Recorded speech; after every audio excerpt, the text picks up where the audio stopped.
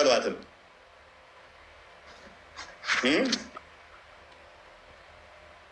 እቺ ቁማር አትበላም።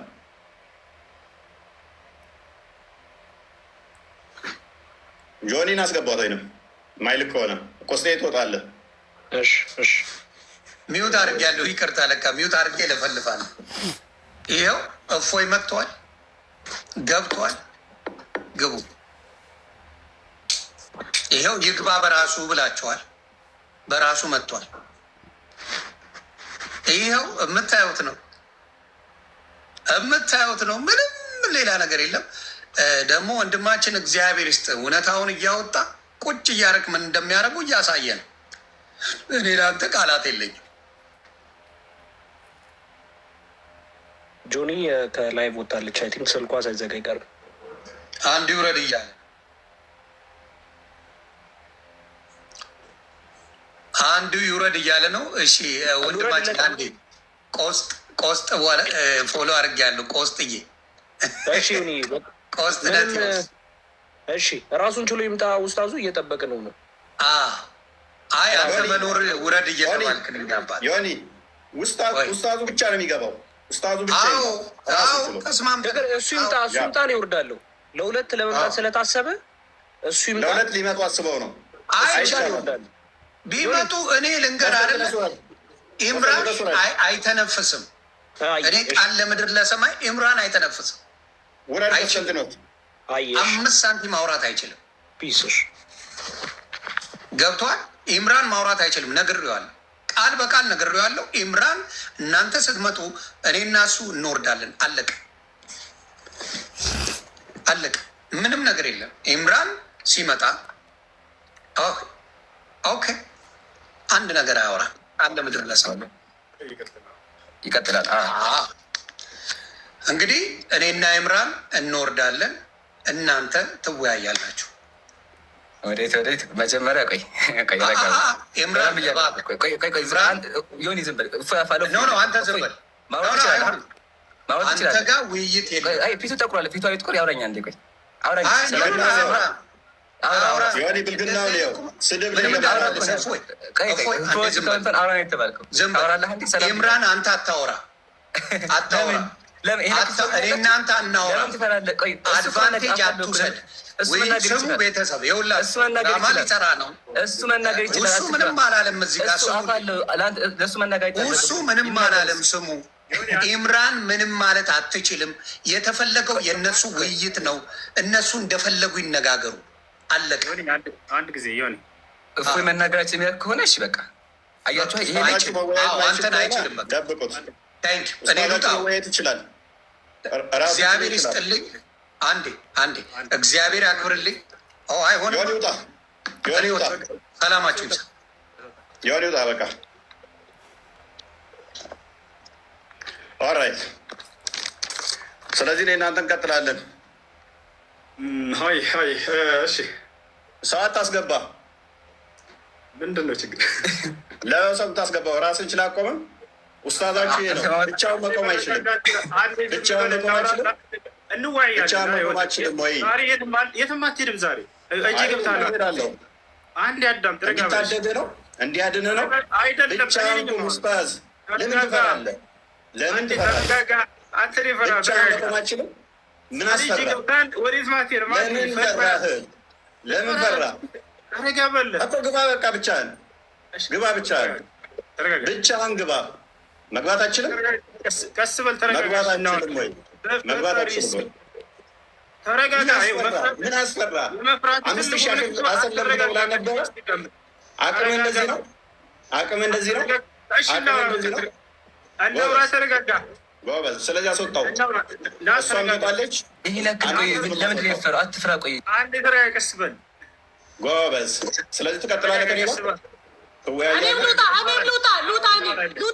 ሉጣ ያ ውጪ።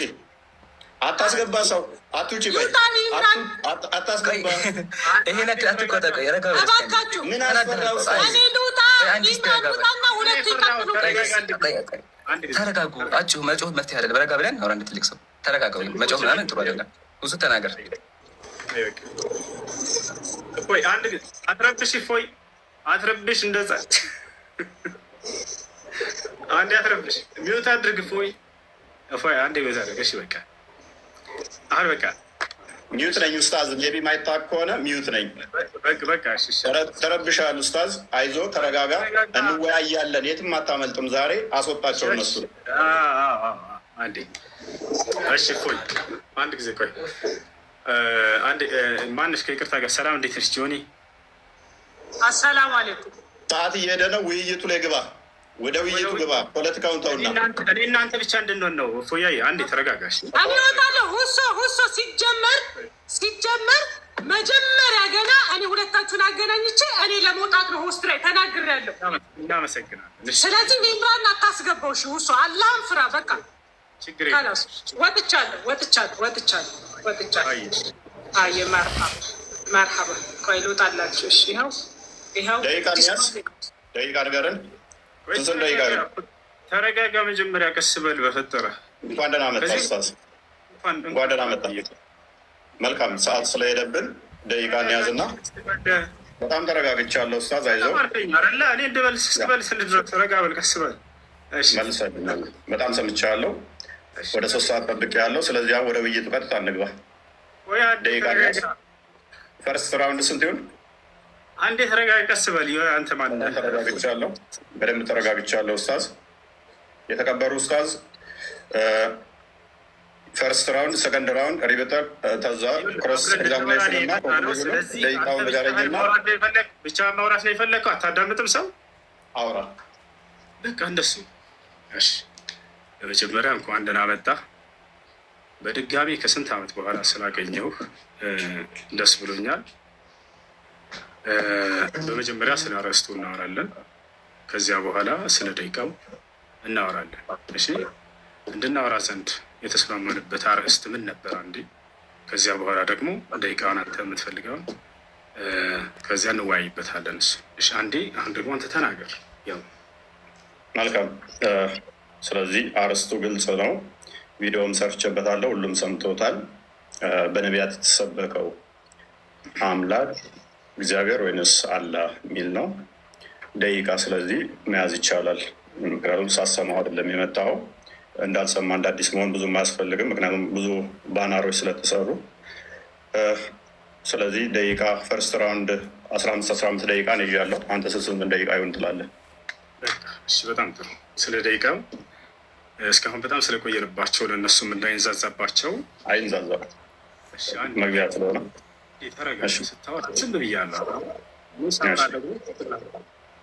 አሁን የምናወራበት በጣም ስለቆየንባቸው ሰዎችንም እንዳናሰለች እንዴት እናደርጋለን? በመጀመሪያ 5 ደቂቃ እናደርገው። 5 ደቂቃ ውይይት አይደለም። ከ15 ደቂቃ በታች መግቢያ አንድ ነው። 5 ደቂቃ የምታደርገው የመጀመሪያ ዙር ስለመሸ ነው። በጣም ቆይተንባቸዋል።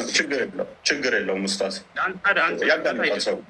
እቺ ጎልደን ኦፖርቹኒቲ ስለሆነች ሰዓት ምክንያት አታደርግ። አንተ ሀሳብህን ሰጠህ፣ እኔ እስክሰጥ አታዳምጥም? 5 ደቂቃ ውይይት አይደለም እኮ 5 ደቂቃ እኮ ውይይት አለ። ደህና ናችሁ ደህና ናችሁ ስትል መጨረሳት ነች። ምክንያት የላቸው ያቸዋል። 5 ደቂቃ ብሎ ሊያመልጥ ማለት ነው። ቀስ በለ 5 ደቂቃ ውይይት አለ።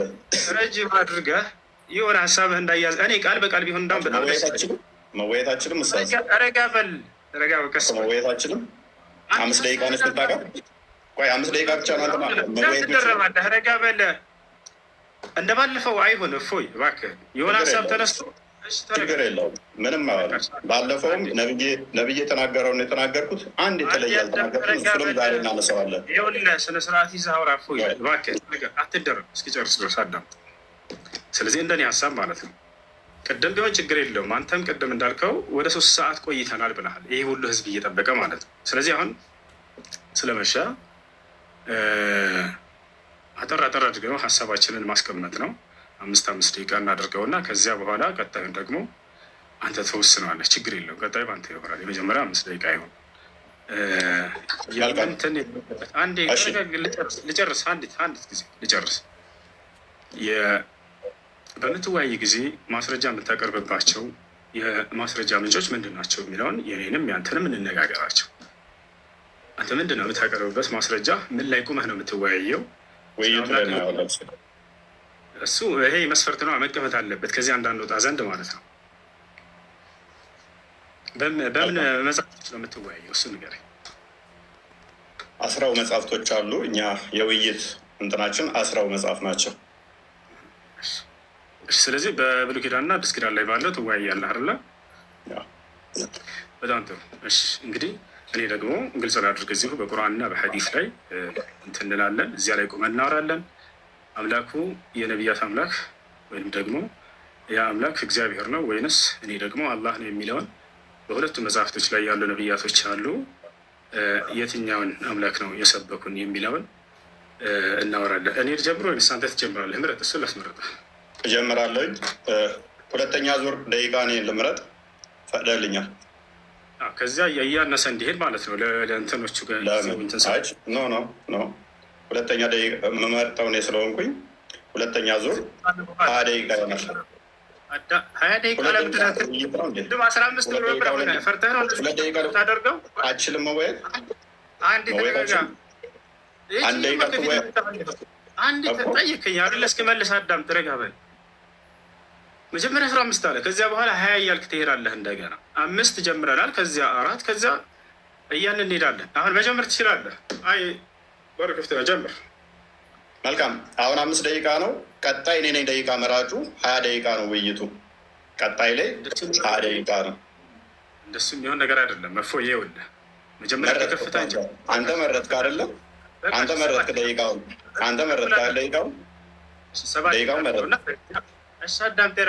ለምን ትደርበኛለህ? ለምን ትደርበኛለህ? እኔ እኮ ስታወራ ፈጠርኩልህ። ኡስታዝ ለምን ትደርባለህ? እባክህ ተረጋጋ። ውሃ ጠጣ። ውሃ ልስር። ውሃ ጠጣ። ተረጋጋ። ምን ሆነህ ነው? ምን ሆነህ ነው? ተረጋጋ፣ ተረጋጋ። በጣም ተረብሻል። ጎበዝ ጎበዝ ጎበዝ። የመጀመሪያውን ደቂቃ እኔ እመርጣለሁ አልክ፣ ፈቀድኩልህ። 5 ደቂቃ አልክ። ቀጣይ 2 ደቂቃ፣ 1 ደቂቃ፣ 3 ደቂቃ የሚባል የለም። እኔ ነኝ የምመርጠው። 20 ደቂቃ ነው ቀጣይ። ዳሲት። እሺ ይኸውልህ መሆን ያለበት እንዴት መሰለህ? ከፍ ካለው ዝቅ እያለን እንሄዳለን። ገብቶሃል አይደለ? ውይይት እንደዚህ ነው የሚሆነው። መጀመሪያ 5ቱ ካልተስማማህ አንተን የከፍል አድርገው 7 እናድርገው እና ከዚያ ደግሞ ወደ 5 ወደ ፎይ። እሺ ውይይቶች አይተጣቃለሁ ኡስታዝ። ያንን መስፈርቶችን ማን እንዳስቀምጣቸው አይታወቅም። እኔና አንተ ግን እዚህ ቦታ ላይ ለህዝቡ ስንል ረጅም ሰዓት አወራ እኮ ኡስታዝ። ተረብሻል። ተረጋጋ። ወደ 5 አትረበሽ ኡስታዝ። ኡስታዝ አትረበሽ። ውሃ መጠጣት ጥሩ ነው። አይዞህ። አይ ተናደ ነው የምትስቀው። እያየሁህ ነው። ተናደ ነው የምትስቀው። ተረጋጋ። አዳምጣ። ኦኬ። ኢንተርናሽናል ዲቤቶች አይተሃል? እሺ አሁን ወደ ሀሳቡ ግባ። በቃ ኢንተርናሽናል ዲቤቶች ስንት ሰዓት ነው የሚፈጁት? በአንድ ውይይት ላይ እንኳን ስንት ሰዓት አለ የሚቆዩት? ወደ ሀሳቡ ግባና ከ7 ጀምረን እፎይ ርዕስ ታስቀይር። መልስልኝ እስኪ 1 ደቂቃ 2 ደቂቃ ምንድን ነው ልትወያይ የመጣኸው?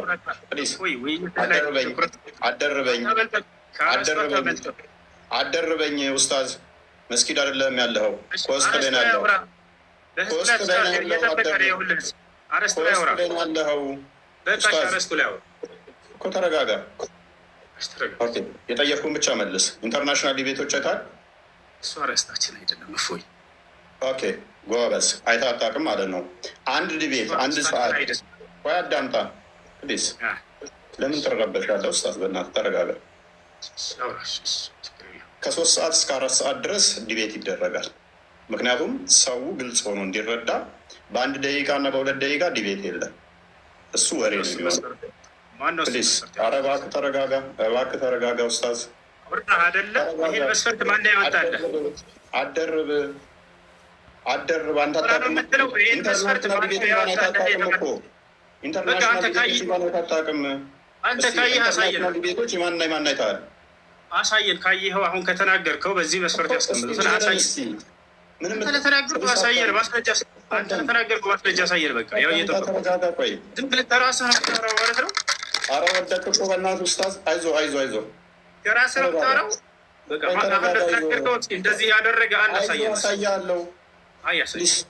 ተረጋጋ። የአንድ ደቂቃ እና የሁለት ደቂቃ ውይይት የለም ወገን። ይሄ ኡስታዝ ሊያደርግ የሞከረው ምንድን ነው? እሱ አንድ ደቂቃ ሳውራ ደቂቃው አለቀ ሊወጣ ነው። አሳየን። እባክህ ተረጋጋ። ተረጋጋ። ምንድን ነው? ተረጋጋ። አሳየን። ተረጋጋ። እሺ በቃ ተረጋግቻለሁ። አሳየን። ለምን የምትረበሸው እንደዚህ? ቆይ ለምን ነው የምትረበሸው? ቃላቶ እፎይ አይጠቅምም። ትልቆች ነን። እሺ እኮ ተረጋጋ። መረጃ ምንም የለህም እኮ ምንም የምታውቀው ነገር የለም እኮ አንተ ያው አሁን የተናገርከውን ኢንተርናሽናል ዲቤት እንኳን አይታጣቅም እኮ መረጃ በጠይቅ እኮ ምንም የምታውቀው ነገር የለም። አንድ ደቂቃ አንተ እኮ እያልከኝ ነው።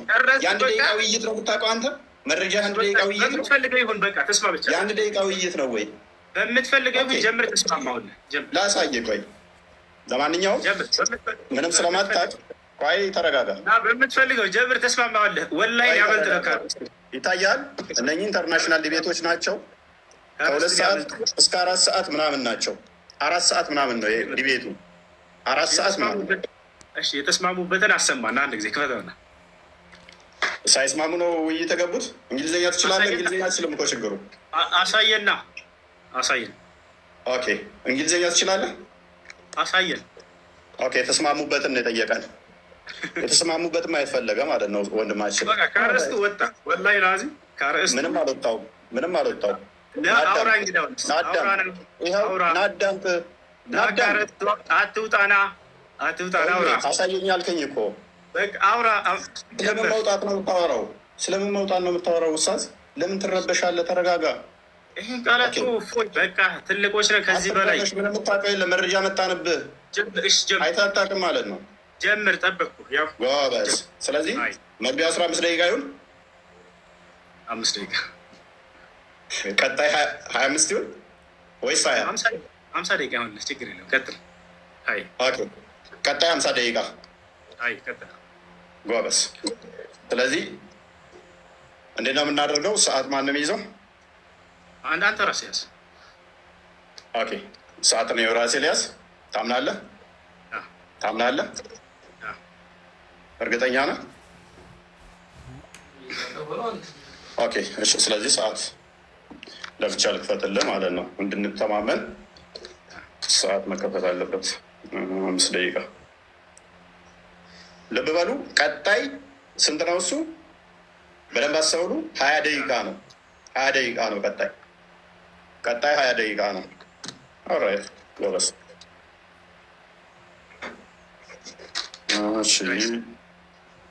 ካሜራ እንዴ ላዞር። 20 ደቂቃ ነው የሚኖረን። 5 ደቂቃ ላሳየህ። ይታያል። አንዴ ላሳየህ። በኋላ ሰዓት ጠብ እንዳይመጣብን ሰዓት መውጣት አለበት፣ መታየት አለበት። አይመስልም? ኦኬ እዚህ ጋር ላስቀምጥልህ።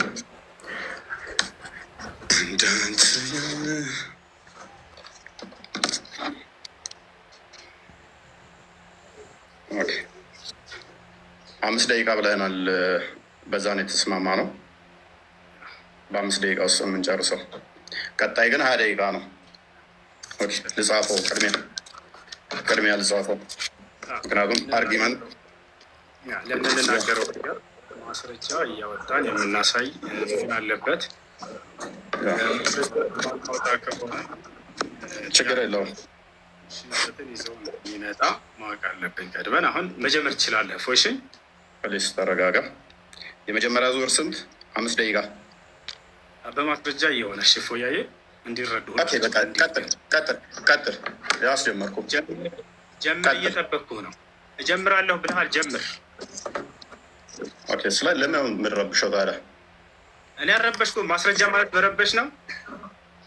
አትረብሻ። ዝም በላ እንዴ። ዝም ትላለህ አንዴ። 5 ደቂቃ አለን። በደንብ አስተውሉ። እንጀምራለን። ምንም ምክንያት ለማሳጣት ነው። ውስታዙን ማለት ነው።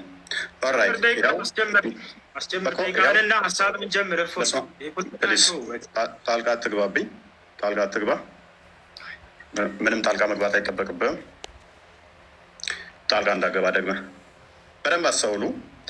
ወንድማችን 5 ደቂቃ ነው ያለው። ይህ አስጀምር ያለኝ በስመ አብ ወወልድ ወመንፈስ ቅዱስ አሐዱ አምላክ። እግዚአብሔር በነቢያትና በሐዋርያት የተሰበከ አምላክ ነው። እርሱም ደግሞ ቅዱስ አምላክ ነው። እኔ አምላካችሁ እነሆ ከግብፅ ምድር ያወጣኋችሁ እግዚአብሔር ነኝ።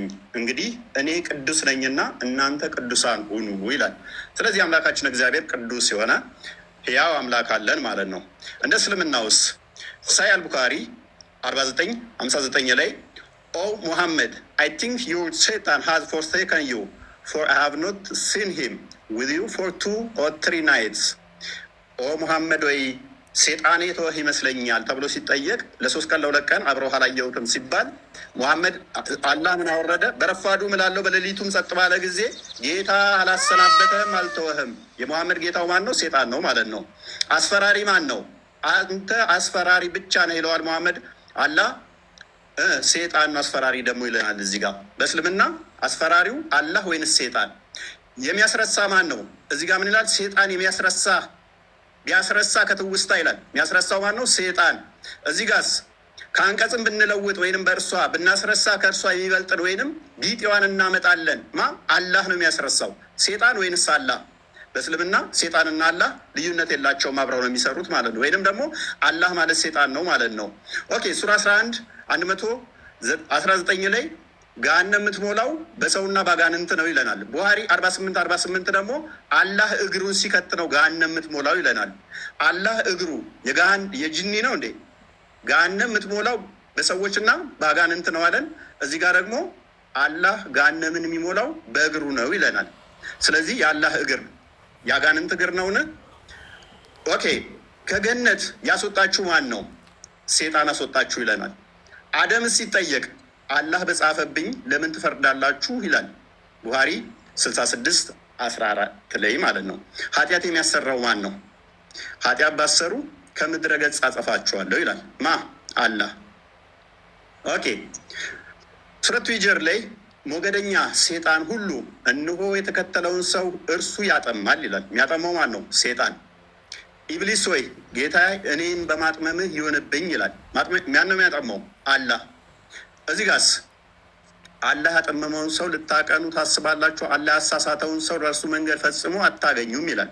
ማነው አሳሳች? አላህ ወይንስ ሴጣን? አላህ ይሆናል ማለት ነው። መጽሐፍ ቅዱስ ግን ምን ይላል? ግፈኛና አሳሳች የፈጣሪውንም መንገድ የሚጻረር ዲያብሎስ። ና ተመለስ፣ ኡስታዝ ተመለስ፣ ፊት ለፊቱን ደቂቃን እያሳየህና አንዴ አትሸፍንም። ያው ኦኬ ዲያብሎስ ነው ይለናል። አሳሳቹ አላህ እኔ ነኝ ማሳስተው ይለናል። ኦኬ አላህ በሻ ኖሮ አንድ ህዝብ አደርጋቸዋለሁ ግን አጠማለሁ ይላል፣ አሳስታለሁ ይላል።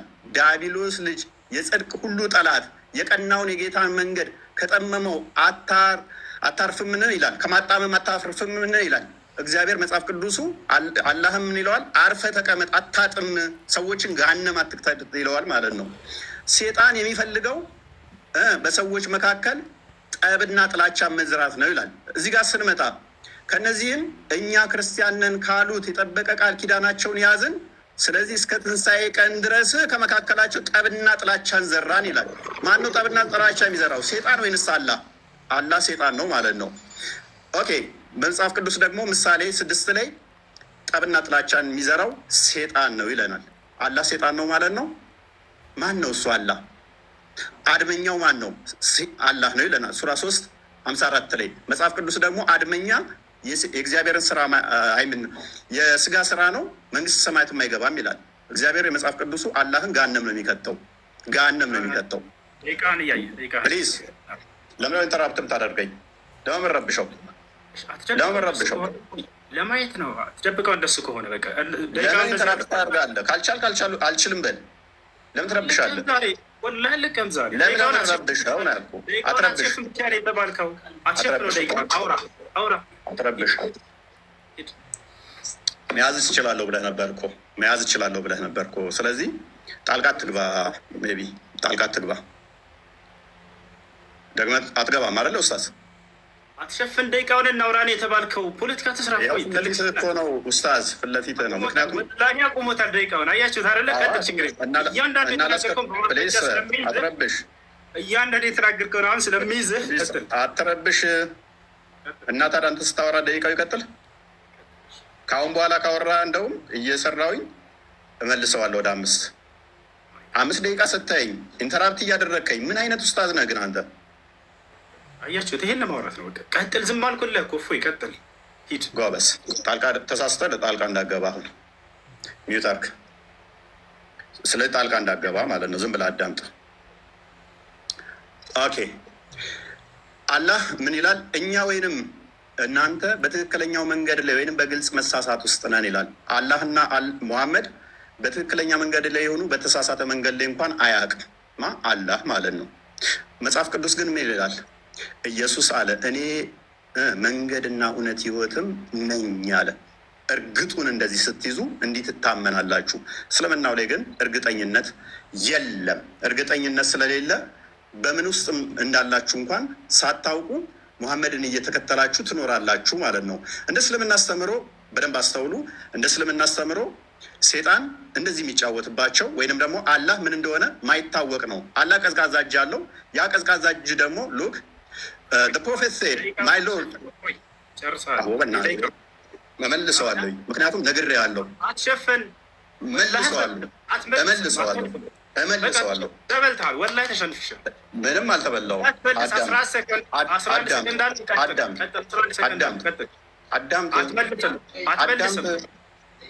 አትመልስም። 11 ሰከንድ አለ ስትይኝ 4 ጊዜ ጣልቃ ትገባብኛለህ።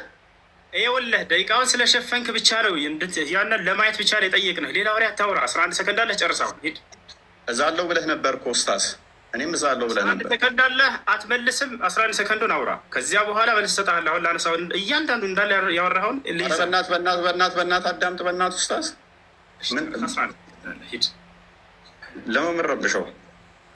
አረብሽም እባክህ። 11 ሰከንድ አለ። አውራ። አትመልስ። እሱ ሂድ። እሺ ጣልቃ እንዳገባ ካሁን በኋላ ማብሽር ግን ደቂቃውን አትሸፍን ብቻ ነው የተባልከው። ሂድ ጎበዝ። ስለዚህ 1 ደቂቃ አለኝ። እሷ ላይ እንትን ትላለህ። 1 ደቂቃ የለህም። 11 ሰከንድ አለህ። አውራ ጎበዝ። ይሁን። እሺ ይሁን። ችግር የለውም። አቋርጠህ ግን እንዳትወጣ አደራህን። እሺ አቋርጠህ እንዳትወጣ። ወላሂ ለከማው ለተናገር ሁሉ አቋርጠህ እንዳትወጣ። ጎበዝ።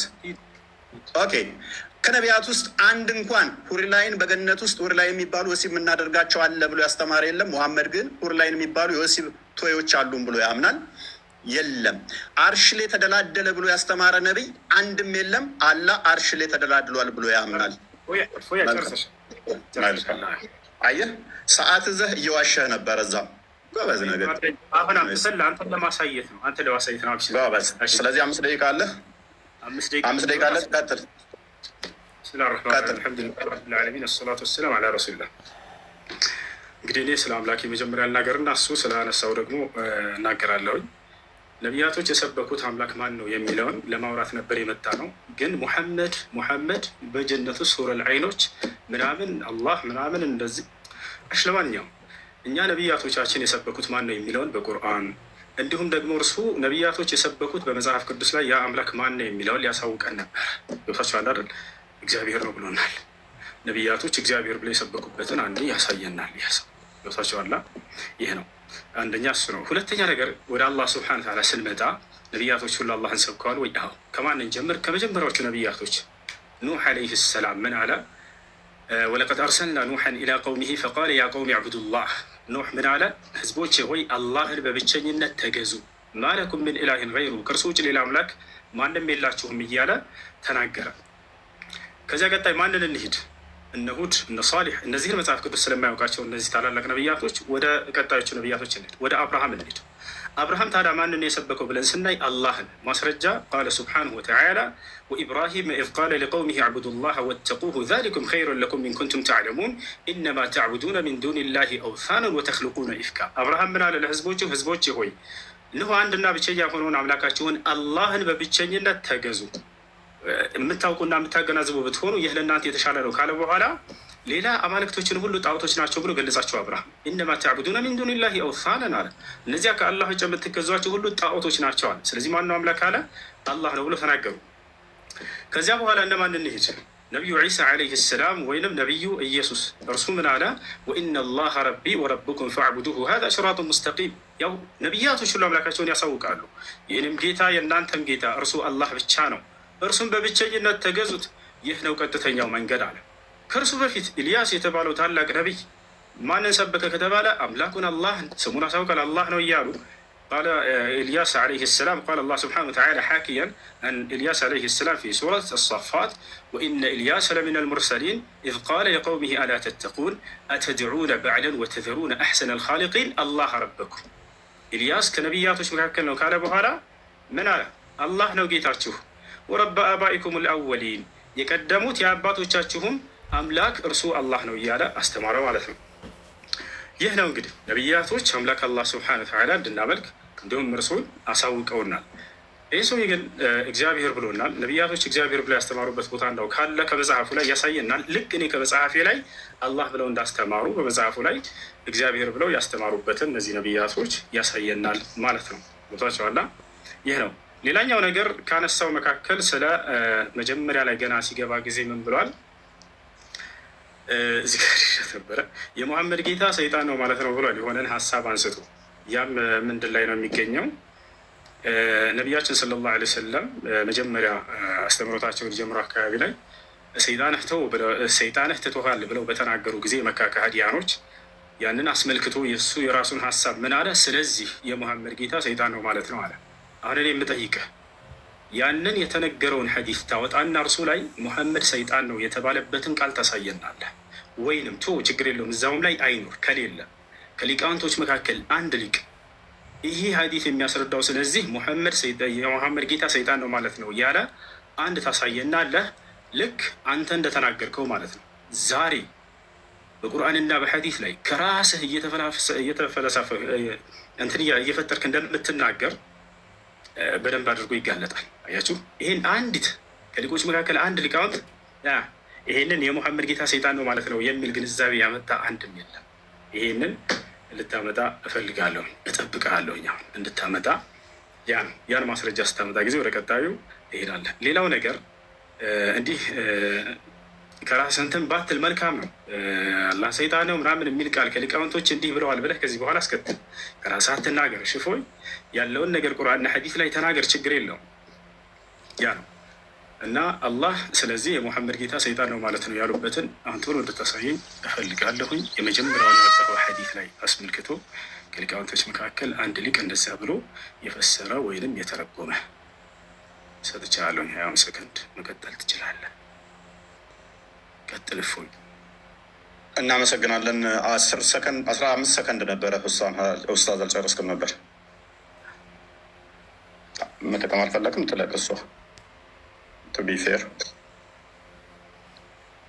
ዜሮ። ስለዚህ 20 ደቂቃ አለን አሁን። ይታያል ኡስታዝ? ከማስረጃ ጀምርልህ የጠየቅኩህን እንትን እያልክ በዚያው ሚዩት አድርግ። በቃ 20 ደቂቃ አለን አሁን። ሚዩት እንዳሉ ላድርግልህ ነው። ሚዩት አድርግና አዳምጥ። ገና ነው እሱ ጥያቄና መልስ ላይ እናወራለን።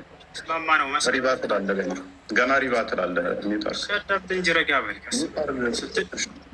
ከዚህ በኋላ ላድርግ። ይኸውልህ እፎይ እኔ በማስረጃ አዳምጥ፣ ረጋ በል እንጂ እኔ ብልክ በማስረጃ እያነሳ እንደምናገረው ውይይቱ ትምህርት እንዲሆን ለሌሎችም ማለት ነው። አንተ ይሄንን ትርጓሜ ስትናገር ጊዜ ስለዚህ አላህ የሙሐመድ ጌታ ሰይጣን ነው ማለት ነው ስትል ከሊቃውንቶች ቢያንስ ከሊቆቻቸው መካከል አንድ ሊቅ እንዲህ ብሏል ብለህ አስከትል። ሽፎይ እንደሱ አድርግና ሌሎችም እንዲማሩበት ዘንድ ማለት ነው። እንደው ከሱ ብትጀምር እንዳውም በጣም ደስ ይለኛል። ከሊቆች መካከል አንድ ሚዩት ታደርጋለህ። በእኔ ደቂቃ ውሳሴ በማስረጃ ውራሽ ጎበዝ። ስለዚህ ገና አሁን 20 ደቂቃ አለን። ከዛ ሪባ ትላለን። ከዛ ክሮስ ኤግዛሚኔሽን አለን። ስለዚህ ክሮስ ኤግዛሚኔሽን ላይ መረጃ ትጠይቀናለህ። እኛ ከኪሳችን አላወራንም፣ እያሳየን ነው። ሰው የሚያየውን አይክድም፣ አይኑን አይክድም አይደል ኡስታዝ? አስጀምረው እና አሁን ስታወራ በማስረጃ አድርጋቸው። እፎይ ሌላው እንዲማርበት ማስረጃ የሚለው ኡስታዙ ምንድን ነው እሱ እያሳየኋቸው ሳይሆን እንዲሁ አውራ ያለ ሳከፍት እያለ ነው ይመስለኛል። ሚዩት አድርገው በቃ በዚያ ላይ አንዳንድ ስታሳይ ነበረ። ይሄንን እያየሁልህ ነው ጎበዝ። ግን ያንተ ሀሳብ እዛ ላይ የለም፣ ውሸት ነው እያልኩህ ነው። ያንን ወንድ ከሆንክ አሳየኝ። አሁን ከፍተህ ይሄ ቁርአን አንቀጽ ይሄ ሐዲስ ላይ ስለዚህ ሊቃውንቶች የሙሐመድ ጌታ ሰይጣን ነው ማለት ነው ብለዋል ያሉበትን አሳይ ካለ ውሸታም ነህ። ያ ውሸታም ነህ እያልኩኝ ነው። ደፍረህ አንተ አሳይ። ወንድ ልጅ ከሆንክ የለም ያልከው ወላሂ ላዚም የለም እኮ አዳምጣሽ። ታዳምጣለህ? ወንድ ልጅ አንተ አሳየንና ጀምር። አንተ እውነተኛ እንደሆንክ ዛሬ ያውቀዋል። ካልሆነ ውሸት ኧረ በእናትህ ሚዩት አድርግ፣ አትረብሽ ኡስታዝ። ያረበሽኩ ማስረጃ ብቻ ነው የጠየቅኩህ። ወይኔ ሰዓት እኮ ነው ገና ገና እኮ ነው። ሰዓትህ ላይ ተጠቀምና አሳይ። ውሸታም ነህ እየተባልክ ነው አንተ። እውነት ነው የማወራው፣ እውነት ነው የማወራው። ማንም አላለህም እኮ ሚዩት አድርጋ፣ ሚዩት አድርግ። ሪባትል ገና አለን እኮ ኡስታዝ፣ ሚዩት አድርግ። ኦኬ ላስጀምረው። አስጀምር በቃ ዝም ብሎ ያወራ ያለ አደይ ካለኝ። ኧረ በእናትህ ሚዩት አድርግ ኡስታዝ፣ እባክህ እባክህ። እሺ ቀጥልሽ፣ ይቀጥል። ጎበስ አደይ ካለኝ። ኦኬ እናመሰግናለን። እንግዲህ እንደተመለከታችሁት ማስረጃ የሚለው እንዲሁ በአፍ ማውራት መስሎት ይመስለኛል። ይሄ የምታየው እንደዚህ ማስረጃ ተከፍቶ ነው እየተወራ ያለው። ሱራ 5:82 ላይ ለምሳሌ እኛ ክርስቲያኖች ለእናንተ ቅርባችሁ ከአይሁዶች ይልቅ እንደሆን ቁርአን ይናገራል። ከምንም በላይ ግን ነቢይህ ለአንተ በጣም ምርጡ ስኮላርህ ነው። ሌላ ሰው አልጠቅስብህም ኡስታዝ። ነቢይህ ምርጡ ስኮላርህ ስለሆነ ሳሂህ ቡኻሪ ይኸውልህ ይታያል 44:85 ላይ on that Allah's messenger said don't believe the people of the scripture or disbelieve them የመጽሐፉ ሰዎችን እንዳታምኗቸውም ነገር ግን እንዳክዷቸውም ብሏል። ስለዚህ እኛን ምንሰጥህን አለማመን ወይንም ደግሞ የመካድ ሞራሉ ብዙም የለህም። ምክንያቱም እንድጠይቀንም ስለታዘዝክ ማለት ነው። እንድጠይቀን ጭምር እኛን ስለታዘዝክ አንተ ብቻ ሳይሆን ነቢይህም እኛን የመጠየቅ ስለታዘዘ መማር አለባችሁ። መረጃ ላይ ጠየቀኝ፣ መረጃ ልስጥህ ኡስታዝ ጎበስ። ይኸውልህ እንደዚህ ክፈት። ለወደፊትህ ስታወራ ዝም ብለህ አታውራሽ። ይኸውልህ እንደዚህ እየከፈትክ እያሳየ ወደ አንተም ካወረድነው በመጠራጠር ውስጥ ብትሆን በደንብ አስተውል። እነዚያ ከአንተ በፊት መጽሐፉን የሚያነቡትን ጠይቅ፣ እውነቱ ከጌታ ዘንድ በእርግጥ መጥቶልሃል። ስለዚህ መጽሐፉን የሚያነቡት የመጽሐፉ ሰዎች የተባሉት አይሁዶችና ክርስቲያኖችን እንድትጠይቅ ነቢይህም ታዟል። ስለዚህ ምንድን ነው እሱ ኡስታዝ? እኔ የምነግርህን አሜን ብለህ የመቀበል ግዴታ አለብህ። እንኳን አንተ ነቢይህም እኛን እንዲጠይቅ ስለታዘዘ ማለት ነው። አንተም ብትሆን ደግሞ ያው መጠየቅ ግዴታ ነው፣ መማር አለብህ። ከአንተ በፊት ወደ እነርሱ ያን የምናወርድ ሰዎችን እንጂ ሌላ እናላክንም። የማታውቁም ብትሆኑ የእውቀት ባለቤቶችን ጠይቁ። የእውቀት ባለቤት መሆናችንን እንዳዘነጋ። ስለዚህ እንደዚህ ካልኩ ዘንዳ ኡስታዝ፣ ለወደፊት ግን ዝም ብለህ እንዳታወራሽ። ስለ እግዚአብሔር ያነሳኸው አለ። እግዚአብሔር ስም ያልከው አላህ የሚለው አሊላህ ከሚለው የመጣ ነው። ምንም የሚታወቅ ነገር አይደለም። እሱ ከአረቦች ውጭ የሚታወቅ የለም። እግዚአብሔር የሚለው ግን ከአንተ ቁርአን ልስጥህ። እችን ቁርአን አያት። እቺ የቁርአን ትርጉም የእናንተው ነች። ስለዚህ ምን ትላለች መሰለ እዚህ ጋር እንዲሁም የአምላክ ስም በደንብ አስተውል። እንዲሁም የአምላክ ስም በአማርኛ እግዚአብሔር የዓለም አምላክ ሲሆን በአረብኛ ዋና ስሙ አላህ ነው። እቺ አንተ ቁርአን ነች። እቺን ያንተ ተረጎሙልህ ነው። ስለዚህ እግዚአብሔር ማለት ጌታ፣ ብሔር፣ ህዝብ ወይንም ደግሞ የህዝቦች ጌታ የሚለውን ይሰጣል ማለት ነው። ያንተ ግን አላህ የሚለው ነቢያት ከሰበኩት ቁርአን ደግሞ በአረብኛ ከሆነ ኬታ መጣኸው ማለት በምን ብለው ነበር? ማን ብለው ነበር የሚጠሩት? ሌላኛው ከሌሊቱ 1/3 ሲቀር አላህ ይወርዳል ብሎ የሰበከ አንድ ነቢይ ልታመጣልኝ ትችላለህ? ሳሂህ ቡኻሪ 9ኛው ቮሊም ላይ ሉክ ነቢይ ምን አለ? ኤቭሪ ናይት ዌን ኢት ኢዝ ዘ ላስት ሰርድ ኦፍ ዘ ናይት አውር ሎርድ ዘ ሱፔረር and the blessed descended to the lowest heaven ይላል። እንደዚህ ብሎ የሰበከ አንድ ነቢይ ልታመጣልኝ ትችላለህ? ነቢያት አስተምሮ ነው ስላልክ አንድ ልታመጣልኝ ትችላለህ? አትችልም። ምክንያቱም ነቢያቶች ይሄንን ስለማያውቁት ከ7ኛ ሰማይ በላይ አርሽ ላይ ተቀመጠ ብለው የሰበኩ አንድ ነቢይ የለም። አንድ ነቢይ። እንዲሁም ደግሞ ይሄ ነቢይ ያመጣውን አስተምሮ ማለት ነው አላህን እንዴት ሳያገኙት በደንብ አስተውል። እንዴት ነው ሲያገኘው? ማለትም አላህን አግኝቶታል? ወደ አርሽ በሄደ ሰዓት ነው? አላገኘውም። አላህስ ይታያል ወይስ አይታይም? ምክንያቱም ወደ ጌታችሁ ተመልካቾች ናችሁ ይላል። መቼ ነው የምትመለከቱት? በቂያማ ቀን። ኦኬ፣ እንደዛ ከሆነ ደግሞ ሱናን ኢብን መጃ ላይ በደንብ አስተውል። ሱናን ኢብን መጃ ቮሊም 1 ላይ ምን ይላል? his face would burn everything of his creation as far as his gaze reach እይታው እስከደረሰ ድረስ ፍጥረትን በሙሉ ያጠፋል፣ ያወድማል ይላል። ስለዚህ ስታዩት ሊያጠፋችሁ ነው እንዲ አላህ በቂያማ ቀን እናየዋለን የምትሉ እንዲያጠፋችሁ ነው።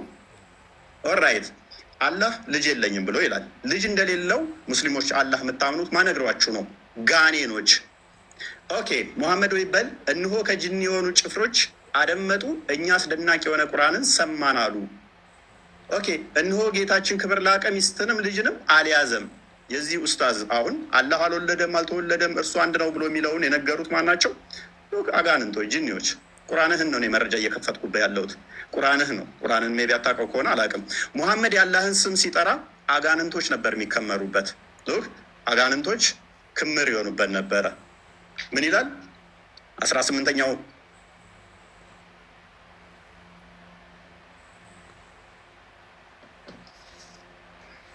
ተቆርጠሃል። ፎያ ተቆርጠሃል። ኦኬ አይዞህ እንትን ነው በደንብ እንዲጠራልህ ነው። ሉክ ሱራ 72 ላይ የጋኔኖች ምዕራፍ ይባላል። በጋኔኖች ምዕራፍ ላይ ቁጥር 18 ላይ እነሆ ሙሐመድ በደንብ አስተውል፣ የአላህን ስም ሲጠራ ሉክ እነሆ የአላህ ባሪያ ሙሐመድ አላህን የሚጠራው ሆኖ በተነሳ ጊዜ ጋኔኖች በእርሱ ላይ ድረብረብ ሊሆኑ ቀረቡ። አጋንንት ነበር የሚከመሩበት ሙሐመድ የአላህን ስም ሲጠራ ማለት ነው። ይኸው ቁርአንን እኔ አይደለሁም ያልኩት፣ ቁርአንን ያለው አላህ ሰውን ከገማ ጭቃ ነው የሰራው። በምን በእጁ ወስዶ አላህ እጁን ታጥቦታል። ሱናን አቢ ዳውድ 46:95 ላይ ታጥቧል አልታጠበም? ይኸው በሁለት እጆቼ ለፈጠርኩት ከመስገድ ምን ከለከለ ይላል። እጁን ሳይታጠብ ነው ያለው ወይንስ ታጥቧል? አላህ ጭንቅላት ይኖረው አይኖረው አይታወቅም። የትኛው ነብይ ነው አምላኩ በጭቃ አብኩቶ ሰራኝ ጭንቅላት ይኑረው አይኑረው ግን አላቅም ያለ ነብይ አለ? እጠይቅሃለሁ፣ አትሳቅና ተመለስ። ኡስታዝ ፊት ለፊቱን ያ ጎበዝ ሉክ እንደሱ ጎበዝ እንደሱ ስትሆን ያምርብሃል። አላህ 5 ጣቶች አሉት። እነኚህ ፓርቶች በፓርቶች የተገነባ ከሆነ እሱ ፍጡር ነው። 5 ጣቶች ስላሉ ያው 1 2 ብላችሁ መቁጠር ትችላላችሁ። ሳይ ሙስሊም 27:86 ኤሌ ታገኙታላችሁ። አላህ 5 ጣቶች አሉት። ይሄ 5 ጣቶች እጆች ያሉት ጠፍር አለው የለውም? ወንድማችን ኡስታዝ አለው የለውም? ጣቶች ውስጥ ክፍል ናቸው ወይንስ ወጥ አንድ ናቸው? ክፍል ካላቸው ክፍሉ መሀሉ ቀዳዳው ፍጡር ነው ፈጣሪ ነው? በፓርቶች የተገነባ ከሆነ እሱ ፍጡር ነው፣ የፍጡር ባህሪ ስለሆነ ማለት ነው። ስለዚህ አላህ በምንም ተአምር ፈጣሪ ሊሆን አይችልም፣ ምክንያቱም የፍጡር ባህሪን ፕሮሰስ ስላደረገ። ሱራ 2:223 ላይ ሴቶቻችሁ ለእናንተ እርሻ ናቸውና በፈለጋችሁት ሁኔታ ድረሱ ይላል። ይሄ ቁርአን ክፍል ነው። አላህ ይህንን የቁርአን ክፍል ይቀራዋል አይደለ ወይንስ አይቀራውም? ማለቴ ቁርአን የአላህ ቃል ነው፣ ዘላለማዊ ቃሉ ነው፣ ፍጡር አይደለም ብላችሁ የምታምኑ ከሆነ ፍጥረት ከመፈጠሩ በፊት አላህ የአላህ ባህሪ ከሆነ ቁርአን ወይንም ደግሞ ፍጡር ካልሆነ ቁርአን ቃሉ እነሆ ሴቶቻችሁ ለእናንተ እርሻ ናቸውና በፈለጋችሁት ሁኔታ ድረሱ የሚለውን ይቀራል ወይንስ አይቀራም? የሚቀራ ከሆነ ፍጥረትን ሳይፈጥር አላህ ሴቶቻችሁ ለእናንተ እርሻ ናቸው ሲል ብቻውን ነው የሚለው። ምክንያቱም በድምፅ እንደሚናገር ስለምታምኑ እንደዛ መረጃው ስላለ። ኦኬ አላህ በምኑ ነው የሚስቀው? እንደሚስቅታ ሀዲስ ላይ ስላለ ይኸው ሳይ አልቡካሪ ቮሊም 8 ላይ ኡስታዝ እንደዚህ ክፈትሽ መረጃ በኋላ በደንብ እንደዚህ ኦኬ በደንብ እንደዚህ በመክፈት እንድለምድ ማለት ነው። ለወደፊትም መረጃ እንደዚህ ነው። አየህ አላህ ይስቃል። ይኸው በምኑ ነው የሚስቀው? በእጁ በእግሩ በምኑ ነው የሚስቀው? ኦራይት አላህና ደጃል በምንድን ነው የሚለያዩት? አላህ ከደጃል በምን ይለያያል? ኦኬ እንደዚህ ይላል እዚህ ጋር ይኸው መረጃው። ኡስታዝ መረጃ ስጠይቅ ለወደፊትህ እያያስክ ሳይ አልቡካሪ ቮሊም 4 ላይ ነው። መክፈትን ልመድራስ The prophet mentioned Al-Masih al-Dajjal in front of the people, saying Allah is not one-eyed, while Al-Masih al-Dajjal is blind in the right eye. Look, Al-Masih Dajjal ወይንም ደግሞ የኢሳ ተቃራኒ ወይንም ደግሞ የኢሳ ባላንጣ የሆነው አልመሲህ ደጃል አንድ አይና ነው፣ አላህ ግን አንድ አይና አይደለም ይላል።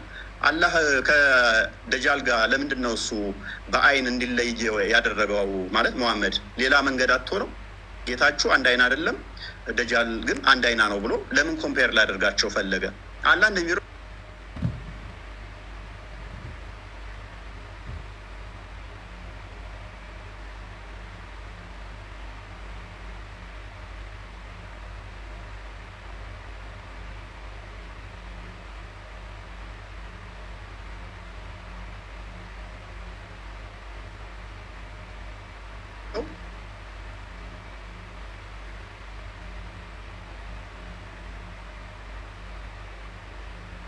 ማን ነው? ሴጣን ቢያስረሳ ከትውስታ በኋላ ከበደለኞች ህዝቦች ጋር አትቀመጥ ይላል። እዚህ ጋር ደግሞ ስንመጣ አንቀጽ ቦታ ብናስረሳ የሚበልጥን ወይንም ቢጤዋን እናመጣለን ይላል። ቅድም ሴጣን ምናምን ብለሃል። ይኸው ቁርአንህ ላይ እኮ ነው ያለው። ቁርአንህ ነው ያለው። ገሃነም በምንድን ነው የምንሞላው? ገሃነም ሰውና ፍጥረታት ይጥላል ወደ እንትን ውስጥ the people will be thrown into the hellfire and it will say are there any more to come? ሰዎች ወደ ገሃነም ውስጥ ይወረወራሉ። ምን ብላ ትጠይቃለች? የቀራለ እያለ ትጠይቃለች። till Allah puts his foot over it አላህ እግሩን እስኪጨምርባት ድረስ። የአላህ እግር ገሃነምን የሚሞላ ከሆነ ፕሌስ እና ስፔስ ኦኮፓይ የሚያደርግ ፊል ማድረግ የሚችል ከሆነ እሱ ፍጡር ነው ማለት ነው። ቦታና ስፔስ ይፈልጋልና ቦታ የሚይዝ ነገር ሁሉ የሆነ ቦታ ላይ ገብቶ የሚሞላ ከሆነ እሱ ፍጡር ነው እንጂ ፈጣሪ አይደለም። ፍጡር እንጂ ይሄ የምታመልከው ፈጣሪ አይደለም ማለት ነው። የትኛው ነብይ ነው ገሃነም ፈጣሪያችን እግሩን ሲጨምርባት ከዛ በኋላ በቃ በቃ ትላለች ብሎ ያስተማረ አንድ ነብይ ታመጣለህ? በእስራኤሎች ልጆች ላይ በያዕቆብ ላይ አስማት የለም፣ በእስራኤል ላይ ሟርት የለም። በጊዜው ስለ ያዕቆብና ስለ እስራኤል እግዚአብሔር ምን አደረገ ይባላል ይላል። በያዕቆብ ላይ ሟርትና ሉክ አስማት የለም። ነብይህ ላይስ ሳያል ቡካሪ ቮሊም 4 ላይ ነብይህ ላይ ደግሞ ናሬትር አይሻ የነብይህ ትንሿ ምጥጥየዋ ልጅ ያገባችው በ6 ዓመቷ ያገባት አዳምጥ እንዲህ ብላ ትተርካለች። ፕሊስ ሚዩት አድርጌዋለሁ። ጣልቃ አትግባ።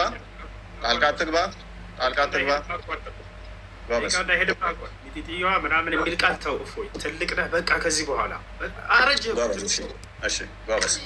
በቃ ያለውን ነገር የተጻፈውን አንብብ።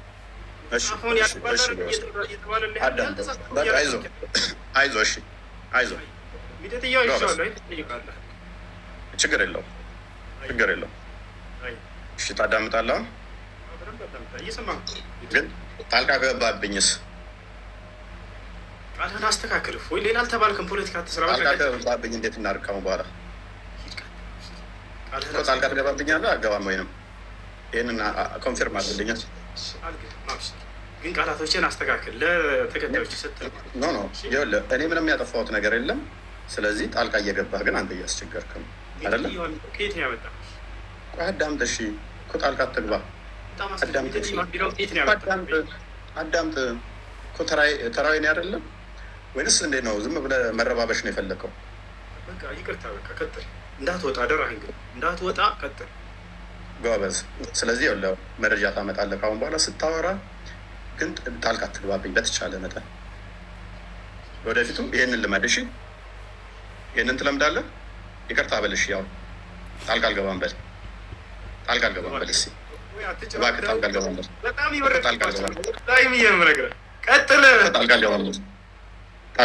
ምንም ብትል ወላሂ ለዚህ ባለቅም ዛሬ ወዴት ባትሄድም እጄ ገብተሃል። ዛሬ በ4 ዓመትህ ማለት አሁን ቀጥል። ዝም ብለህ እኮ ጣልቃ አልገባም በላ። ኦኬ ጣልቃ ከገባ ግን እየረበሽክ ስለሆነ ወደኋላ እንመልሰው ሰዓቱን አለ።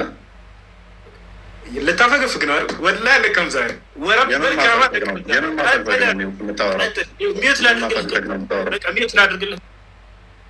ሚዩት አድርግሽ። ጎበዝ። ስለዚህ ታሁን በኋላ ጣልቃ አይገባም ወንድማችን ብዬ አስባለሁኝ። ምንም እንትን ያልነው ነገር የለም። ኤኒዌይስ እያየህ ሆኗል። ደቂቃውን አስጀምርልሃለሁ። ኦኬ አይሻ እንደተረከችው እንግዲህ በመጽሐፍ ቅዱስ ላይ አስማትና ድግምት አይሰራባቸውም። አይሻ እንደተረከችው ደግሞ magic was worked on Allah's prophet so that he began to fancy that he was doing things which he was not actually doing. Look, ድግምት ተሰርቶበት ያላደረገውን ያደረገ ይመስለው ነበረ ትላለች አይሻ። ሌሎች መዛግብት ላይ ደግሞ የተገናኘ ከሚስቶቹ ጋር ይመስለው ነበር ብላ ትላለች ማለት ነው።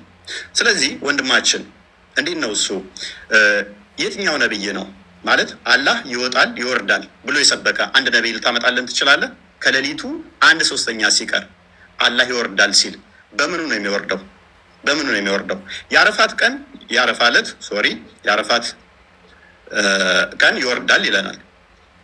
እንዴት ነው የሚወርደው? መውረድ ማለት ምን ማለት ነው? ፖዚሽን ይቀይራል ማለት ነው። ዳይሬክሽን ይቀይራል ማለት ነው። ይሄ ደግሞ የፍጡራን ባህሪ እንጂ የፈጣሪ ባህሪ አይደለም። ታውቀዋለህ ሜቢ ተተማርክ። እንዴት ነው እሱ? በምኑ ነው የሚወርደው? በምኑ ነው የሚንቀሳቀሰው? በምኑ ነው የሚወርደው? በምኑ ነው የሚሄደውስ?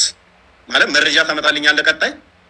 ሌላኛው ዋናው አላህ አባት አይደለም ብላችሁ ታምናላችሁ። አላህ አባት ያልሆነው ለምንድን ነው? አባት ተብሎ ማይጠራበት ምክንያት ምንድን ነው? እሱ አላህ ልጅ የሌለው ለምንድን ነው? እሱ ነቢያቶች የሰበኩት ፈጣሪ አባት ተብሎ ይጠራል፣ አላህ ተብሎ ይጠራል? ኖ ቁርአን ራሱ የተጻፈው ይህንን ለመቃወም ስለሆነ ሱራ 18:4 ላይ እነዚያን አላህ ልጅን ይዟል ያሉትን ሊያስፈራራ ወረደ ይላል። ለማስፈራራት ነው የወረደው። የሚያስፈራራው ቅድም ነው እዛ ጋር ማን ነው ብሎናል? ሰይጣን ነው ብሎናል። ሊያስፈራራ ወረደ ይለናል። ማስፈራራ ለምን አስፈለገው? ለምን ያስፈራራል? ነቢያት የሰበኩትን ለምን ነው የማትቀበሉት? ነቢያቶች እንደሰበኩት አምናለህ? ለምሳሌ ሙሴ እንደዚህ ብሎ ያምናል። አንተ ታምናለህ? እናንተ አምላካችሁ እግዚአብሔር ልጆች ናችሁ ይላል። የአምላካችሁ የእግዚአብሔር ልጆች ናችሁ ታምናለህ አንተ እንደዛ ብለህ? ወይንስ ልክ አጋንንቶቹ እንደተናገሩት አላህ ልጅ የለውም ስላሉ አንተም ልጅ የለውም ትላለህ? መጽሐፍ ቅዱስ ራሱ የተጻፈው ኢየሱስ ሉክ በዚህ መጽሐፍ ያልተጻፈ ሌላ ብዙ ምልክቶች ያደረጋቸው አሉ። ነገር ግን ኢየሱስ እርሱ የክርስቶስ የእግዚአብሔር ልጅ እንደሆነ ታምኑ ዘንድ አምናችሁም በስሙ ሕይወት ይሆንላችሁ ዘንድ ይህ ተጽፏል። የማን ልጅ እንደሆነ? የእግዚአብሔር ልጅ እንደሆነ። ቁርአንስ የተጻፈው ለመቃወም፣ ይሄንን ተቃውሞ ደግሞ የሴጣን ነው። ለምንድን ነው ለመቃወም የመጣው? አላህ ማለት የሴጣን ከሆነ ለመቃወም ለምን መጣ? ለምንድን ነው እሱ ይህንን የተቃውሞ እምነት የመሰረታችሁት? አላህ ምንም ልጅ ያሌለበት ምክንያት ምንድን ነው? እሱ ኦኬ፣ ምናልባት ይህንኛው ይሆን ቁርአናችሁ ስለሚናገር ማለት ነው። በዚህኛው ምክንያት ነው ብለህ ታምናለህ ኡስታዝ? ልጅ የሌለው ቁርአኑ እንደዚህ ስለሚል ልጅ የሌለው ምክንያቱ ምንድን ነው? እሱ አላህ ለምንድን ነው ልጅ የሌለው? አባቴ የማይባልበት ምክንያት ለምንድን ነው? እሱ አይ ቲንክ በዚህ ይመስለኛል። እርሱ ሰማያትና ምድርን ያለ ቢጤ ፈጣሪ ነው ይላል። በደንብ አስተውል። ቁርአን ነው የሚለው ለእርሱ ሚስት የሌለችው ሲሆን እንዴት ለእርሱ ልጅ ይኖረዋል? ነገርን ሁሉ ፈጣሪ ነው ፈጠረ። ሶሪ ልጅ የሌለው ለምንድን ነው? ሚስት ስለሌለው። ለእርሱ ሚስት የሌለችው ሲሆን፣ በደንብ አስተውል። ለእርሱ ሚስት የሌለችው ሲሆን እንዴት ለእርሱ ልጅ ይኖረዋል? ይህንን ከምን አንጻር ነው? ከአጋንንቶች ጋር ነው አሁን የሚያለው። ከአጋንንቶች ጋር ለምንድን ነው አላህ እንደዚህ የተያዘው? ምክንያት ይኖረው ይሆን? ትመልስልን ይሆን ኡስታዝ? በመረጃ እንደዚህ እያወጣ ትመልስልን ይሆን? የአላህ እጆች ቀዝቃዛ ናቸው። ቅዝቃዜ ደግሞ በደንብ አስተውሉ። ቅዝቃዜ ከአንዱ ወደ አንዱ ሙቀት መቀበል አለበት ማለት ነው። ቀዝቃዛ ከሆነ ይህንን ሎክ ሙሐመድ ምን ይላል? then I saw my Lord look sorry in the most high and the last of appearance so I saw place I saw him place his palm between my shoulders. I sensed the coolness of his fingertips. የጣቶች መዳፎች አሉት። አላህ መዳፍ አለው፣ ጣቶች አሉት። እነኚህ ፓርቲሽን አለው ማለት ነው። እንደዚህ ፓርቲሽን አለው። እጅ እንደዚህ መዳፍ ካለው ቀኝና ግራ ካለው ይካበባል ማለት ነው። የሚያዋስነው የሚያካልለው አለ ማለት ነው። የሚያዋስነው የሚያካልለው አለ አላህን ማለት ነው። ይሄ ደግሞ የፍጡር ባህሪ አይደል እንደ ኡስታዝ? አላህ ለምን ይሄን እንደዚህ ነው የምታምኑት? ምን ብላችሁስ ነው የምታምኑት? ሌላኛው ፍጡር አይደለም ብላችሁ ቁርአንን ቃሉን ያላህ ቃል ነው ፍጡር አይደለም ብላችሁ ታምናላችሁ። ለምሳሌ አሊፍ ላም ሚም፣ ይሄ ያላህ ባህሪ ነው። ፍጥረትን ከመፍጠሩ በፊት አሊፍ ላም ሚም ይላል። ይሄ ምንድን ነው? እሱ ትርጉሙ ለአላህ ምንድን ነው? እሱ ይሄ ባህሪው ከሆነ ምክንያቱም በድምፅ እንደሚናገርም ስለምታምኑ ማለት ነው። በድምፅ የሚናገር ከሆነ በድምፅ መናገር የጀመረው አላህ ፍጥረትን ከፈጠረ በኋላ ወይንስ ከመፍጠሩ በፊት በድምፅ ይናገር ነበር አላህ? ይኸው በድምፅ እንደሚናገር ባህሪ 47:11 ላይ አላህ ሊትራሊ ድምፅ አለው ብላችሁ ስለምታምኑ፣ ስለዚህ ችን ሲቀራት ማለትም ለጅብሪል ሲነግረው አሊፍ ላም ሚም ብሎ ነው። አንተ ታርመኛለህ ኡስታዝ ስለሆንክ የእሱ ድምፅ እንዴት እንደሆነ በድምፅ ስለምታምኑ፣ ፍጥረትን ከመፍጠሩ በፊትስ ይህን ድምፅ ይጠቀመው ነበር ወይ? ምክንያቱም ድምፅ ደግሞ ሶሊድ፣ ሊኩዊድ ወይም ጋዝ እነኝህን ስቴቶች ይፈልጋል ለማለፍ። የአላህስ ድምፁ በምን ውስጥ ነበረ ፍጥረትን ከመፍጠሩ በፊት የሚተላለፈው? እነኚህ ደግሞ እነኚህን የሚፈልግ ድምፅ የሚፈልግ ከሆነ እሱ ፍጡር ነው ማለት ነው። አሊፍ ላም ሚም ብቻውን ፍጡር ነው? ፍጡር አይደለችም ኡስታዝ። ምን ብልሃት ነው የምታምነው? ሌላኛው ኦኬ ቁርአን ፍጡር ካልሆነ በደንብ አስተውል። ቁርአን ፍጡር ካልሆነ ኦኬ በገረጣ መልክ ይመጣል ይላል። ታምናለህ እሱን? ምክንያቱም ቁርአንን ያለው ይኸው ሱናን ሀዲስን ያለው ሱናን ኢብን መጃ ቮሊዩም 5 ላይ ነው የሚገኘው ፔጅ 68 ላይ the Quran will come on the day of resurrection like a pale man and will say I am the one እያለ ይቀጥላል። አምላክ ቃሉ ፍጡር ካልሆነ በቂያማ ቀን ደግሞ የገረጣ ሰው ሆኖ የሚመጣ ከሆነ ስንት ፍጡር ያልሆኑ ታመልካለህ ኡስታዝ? ስንት ፍጡር ያልሆኑ ነው የምታመልከው? ሌላኛው ተውሂድን ታምናለህ አይደለ? ተውሂድ ታምናለህ ብዬ አምናለሁ። ቃል ላይ ጥገኛ ከሆናችሁ ተውሂድ የሚል ቃል ማለትም ያስተማረ ነብይ ይኖርን ማለት በሶስት ከፍሎስ ያስተማረ ይኖርን ተውሂድ የሚልን ተውሂድ አልአስማኡ ወሲፋት፣ ተውሂድ አልሩቢያ፣ ተውሂድ አልኡሉሂያ ብሎ ያስተማረ አንድ ታመጣልኝ ይሆን? ከነቢያት ውስጥ አንድ ማስረጃ ታመጣልኝ ይሆን? ወይንስ ተውሂድ አታምንም ማለት እኛን ስትጠይቀን ይሄ አንተ ጋር እንደሚመጣ አላወቀው? ተውሂድን ታምናለህ ወይንስ አታምንም? የምታምን ከሆነ ከነቢያት አስተምሮት ውስጥ ስለ ተውሂድ አንድ የምታመጣው ነገር አለ? አምላካችን ተውሂድን ገልጾልናል ብለህ የምታምን ከሆነ ማለት ነው። ወይንስ አታምንም? ይሄንን ታምናለህ አታምንም? ኦኬ አላህ ወደ ቅርቢቱ ሰማይ የሚመጣ ከሆነ በደንብ አስተውል። ወደ ቅርቢቱ ሰማይ መምጣት ብቻ ሳይሆን በደመና እንደሚመጣ ታምናላችሁ። በደመና የሚመጣ ከሆነ መቼ?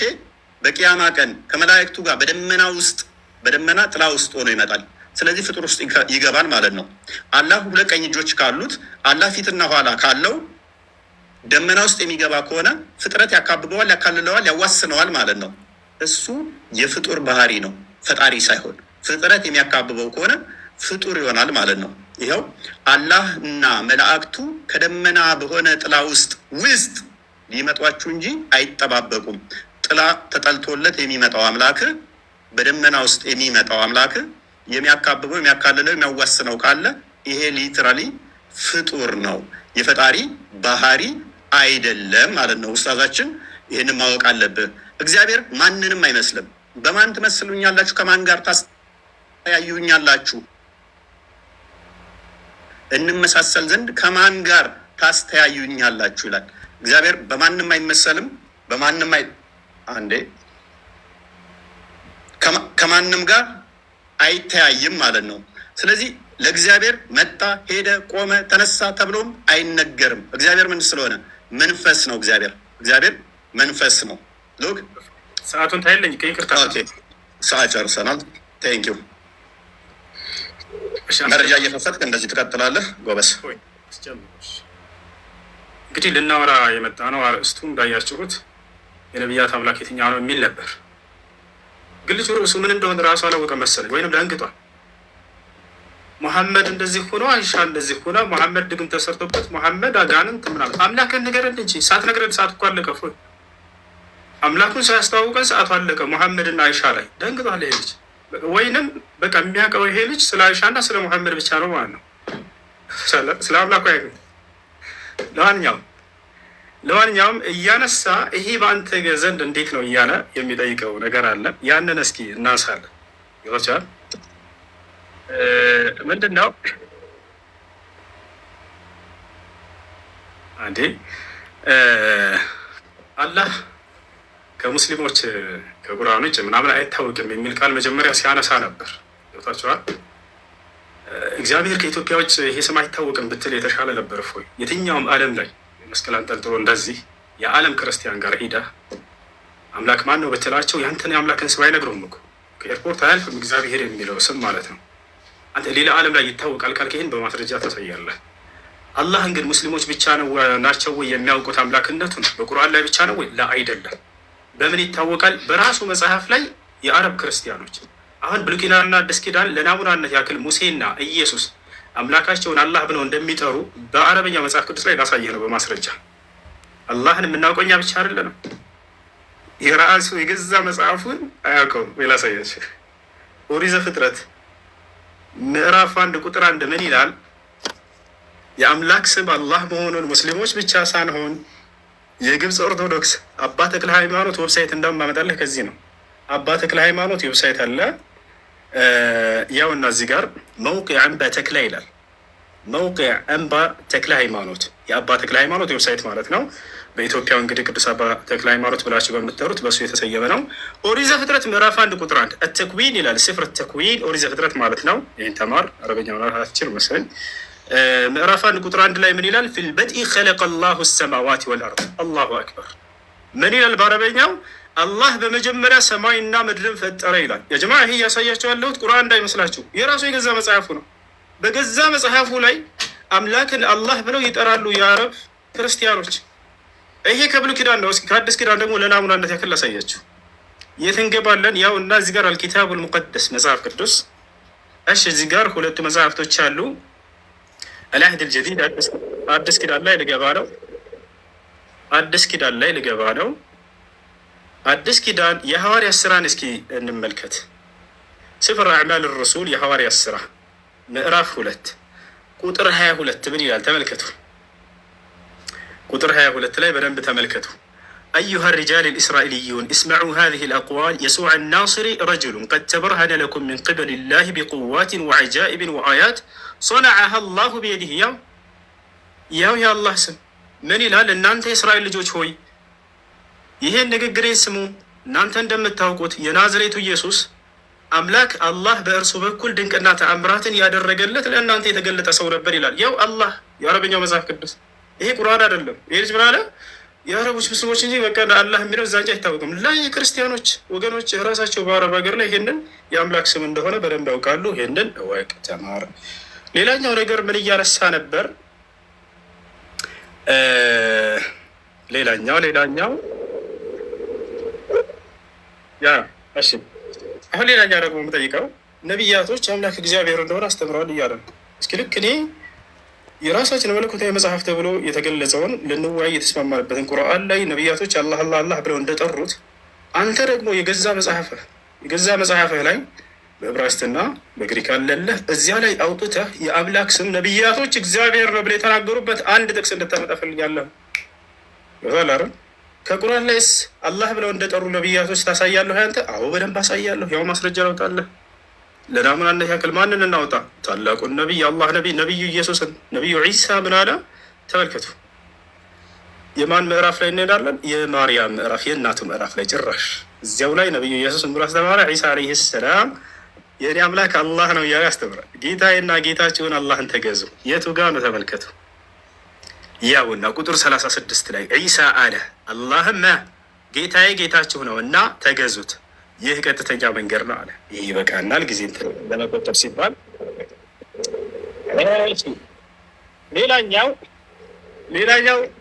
ሌላኛው ምን ብሎ ነበር? አላህ ከአርሽ በላይ ነው። አላህ ከአርሽ በላይ ነው ትላላችሁ። ለመሆኑ ከነቢያቶች አምላክ ከአርሽ በላይ እንደሆነ የተነገረበት ቦታ አለ ወይ? አዎ አለ። እግዚአብሔር በዙፋኑ ላይ ቁጭ ብሏል።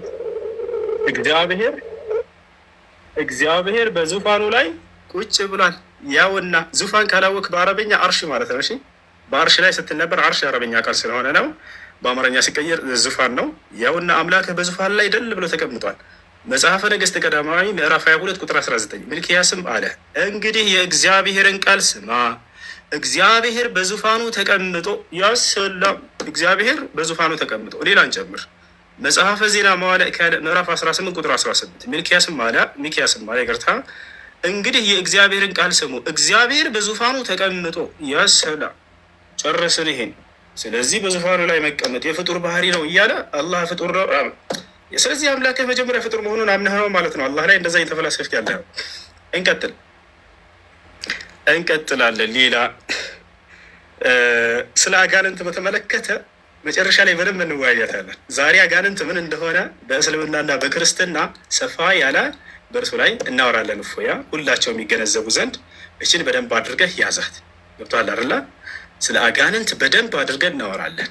ማን ነው በትክክል የገለጸው አጋንንትን? እስልምና ነው ወይንስ ክርስትና የሚለው ያዘው ስም። እሺ አላህ ጣት አለው፣ ጣት ካለው ደግሞ ፍጡር ነው እያለን ነበር።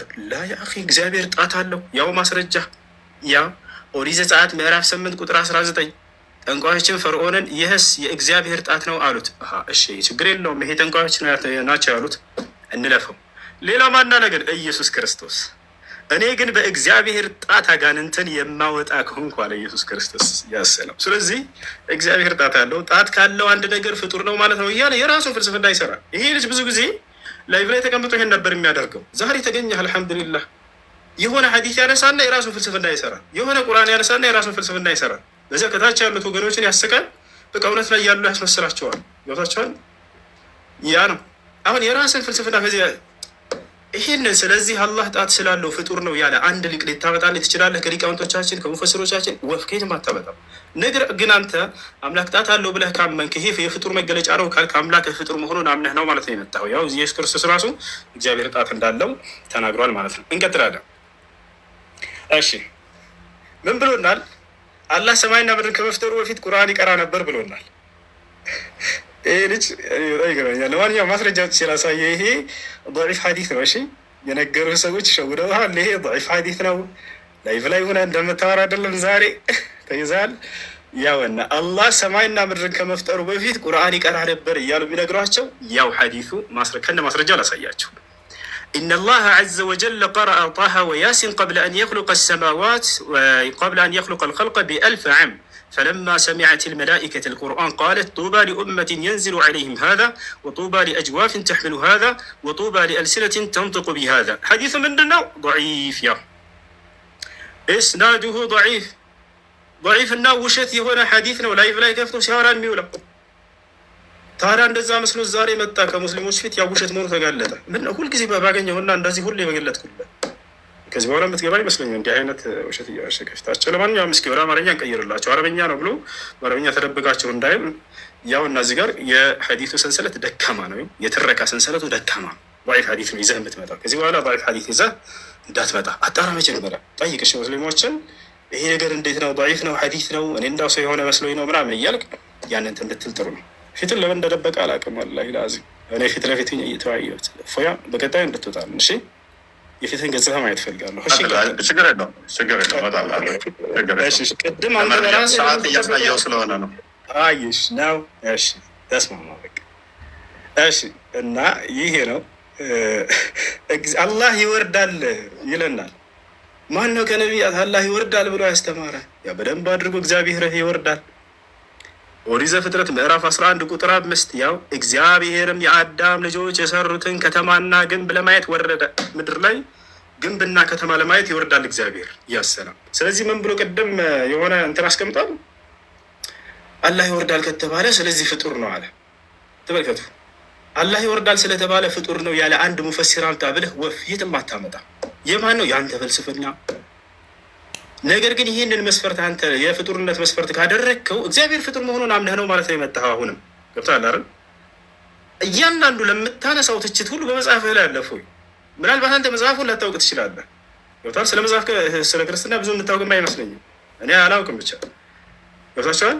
ቢያውቅ ኖሮ ይሄ ልጅ ለትችት አያመጣውም ነበር። ቁርአንና ሐዲስ ላይ ያለውን ያው መጽሐፌ ላይ ያለ እኮ እንዴት ነው ሰዎች ላይ ያለውን ሂጅ ልተችን ብችለው ብሎ ያውቅ እንትን ራሱን ይወቅስ ነበር። ገብቷቸዋል። ግን መጽሐፍን አያውቅም።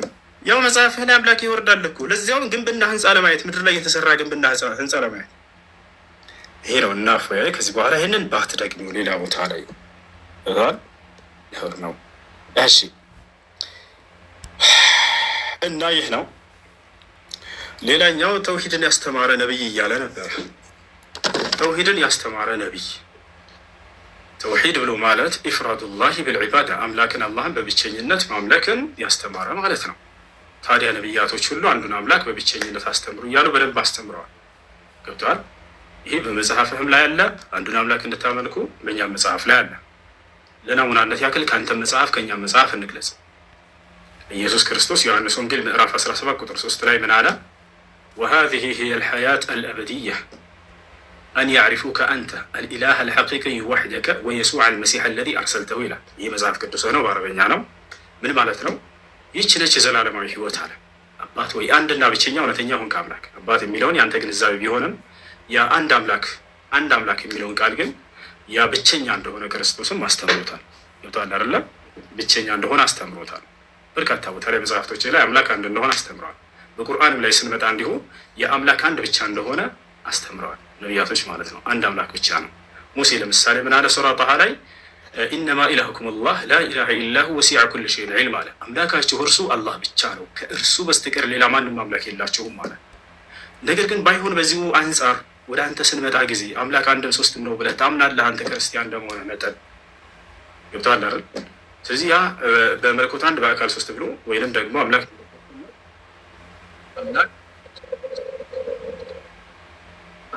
አንድም ሶስትም ነው ብሎ ያስተማረ አንድ መጽሐፍ ቅዱስ ላይ በገዛ መጽሐፍህ ላይ ከሌላ መጽሐፍ አልጠይቀን፣ በገዛ መጽሐፍህ ላይ ከኦሪት ዘፍጥረት እስከ ራዕይ ድረስ አምላክ አንድም ሶስትም ነው ብሎ ያስተማረ አንድ ነቢይ ነው ለታሪክ ልታመጣልኛለህ? ሁለት አይደለም አንድ። እሱን ያዘው። ደቂቃለኝ እስካሁን እሺ፣ ሰባት ደቂቃ አለ። ሌላኛው ነገር ስለ አላህ አካሎች ሲናገር ነበር። ጥቅልል አድርግ እሱን ስለ አላህ አካሎች አላህ እጅ አለው፣ አላህ እግር አለው፣ አላህ ጣት አለው ምናምን እያለ ነበር። እግዚአብሔር ጣት እንዳለው አሳይቼላቸዋለሁ። ሌላኛው ምንድነው? እግዚአብሔር እግር አለው ወይ? አዎ እግዚአብሔር በደንብ አድርጎ እግር አለው። ላሳያችሁ፣ ሁሉንም አሳያቸዋለሁ። እግዚአብሔር እግር አለው፣ በእግሮቹ ይረማመዳል። ያ ነው በማስረጃ እያለ ነበር እፎ ያቅድም። ያ ነው ማስረጃ ያው እያሳየን እንዲሆን እዚህ ጋር ምን ይላል መጽሐፍህ ላይ ያው እና እግዚአብሔር እንዲህ ይላል፣ ሰማይ ዙፋኔ ነው፣ ምድርም የእግሬ መረገጫ ነው ይላል። ምድርም የእግሬ መረገጫ ነው ይላል። ምናልባት ይሄ መጽሐፍ አንተ ከተቀበልከው በይህ እግር የሚባለው ነገር እጅ የሚባለው ነገር በአዳም ላይ ያለ አካል እና ገጽታ በአብን በወልድም በመንፈስ ቅዱስም ላይ አለ ይላል መጽሐፍ። ከዚያ በመጽሐፍ እስኪ ላውጣለን። ምናልባት በስጋ ስለተገለጠ ነው ኢየሱስ ክርስቶስ ልትሉ ትችላላችሁ። በአብን በወልድም በመንፈስ ቅዱስም ላይ አሉ እነዚህ አካሎች ብሎ ግን ይናገራሉ። እነዚህ ይህን መጽሐፍ እሱ ይክደዋል ብዬ አላስብም። እስኪ ላሳያችሁ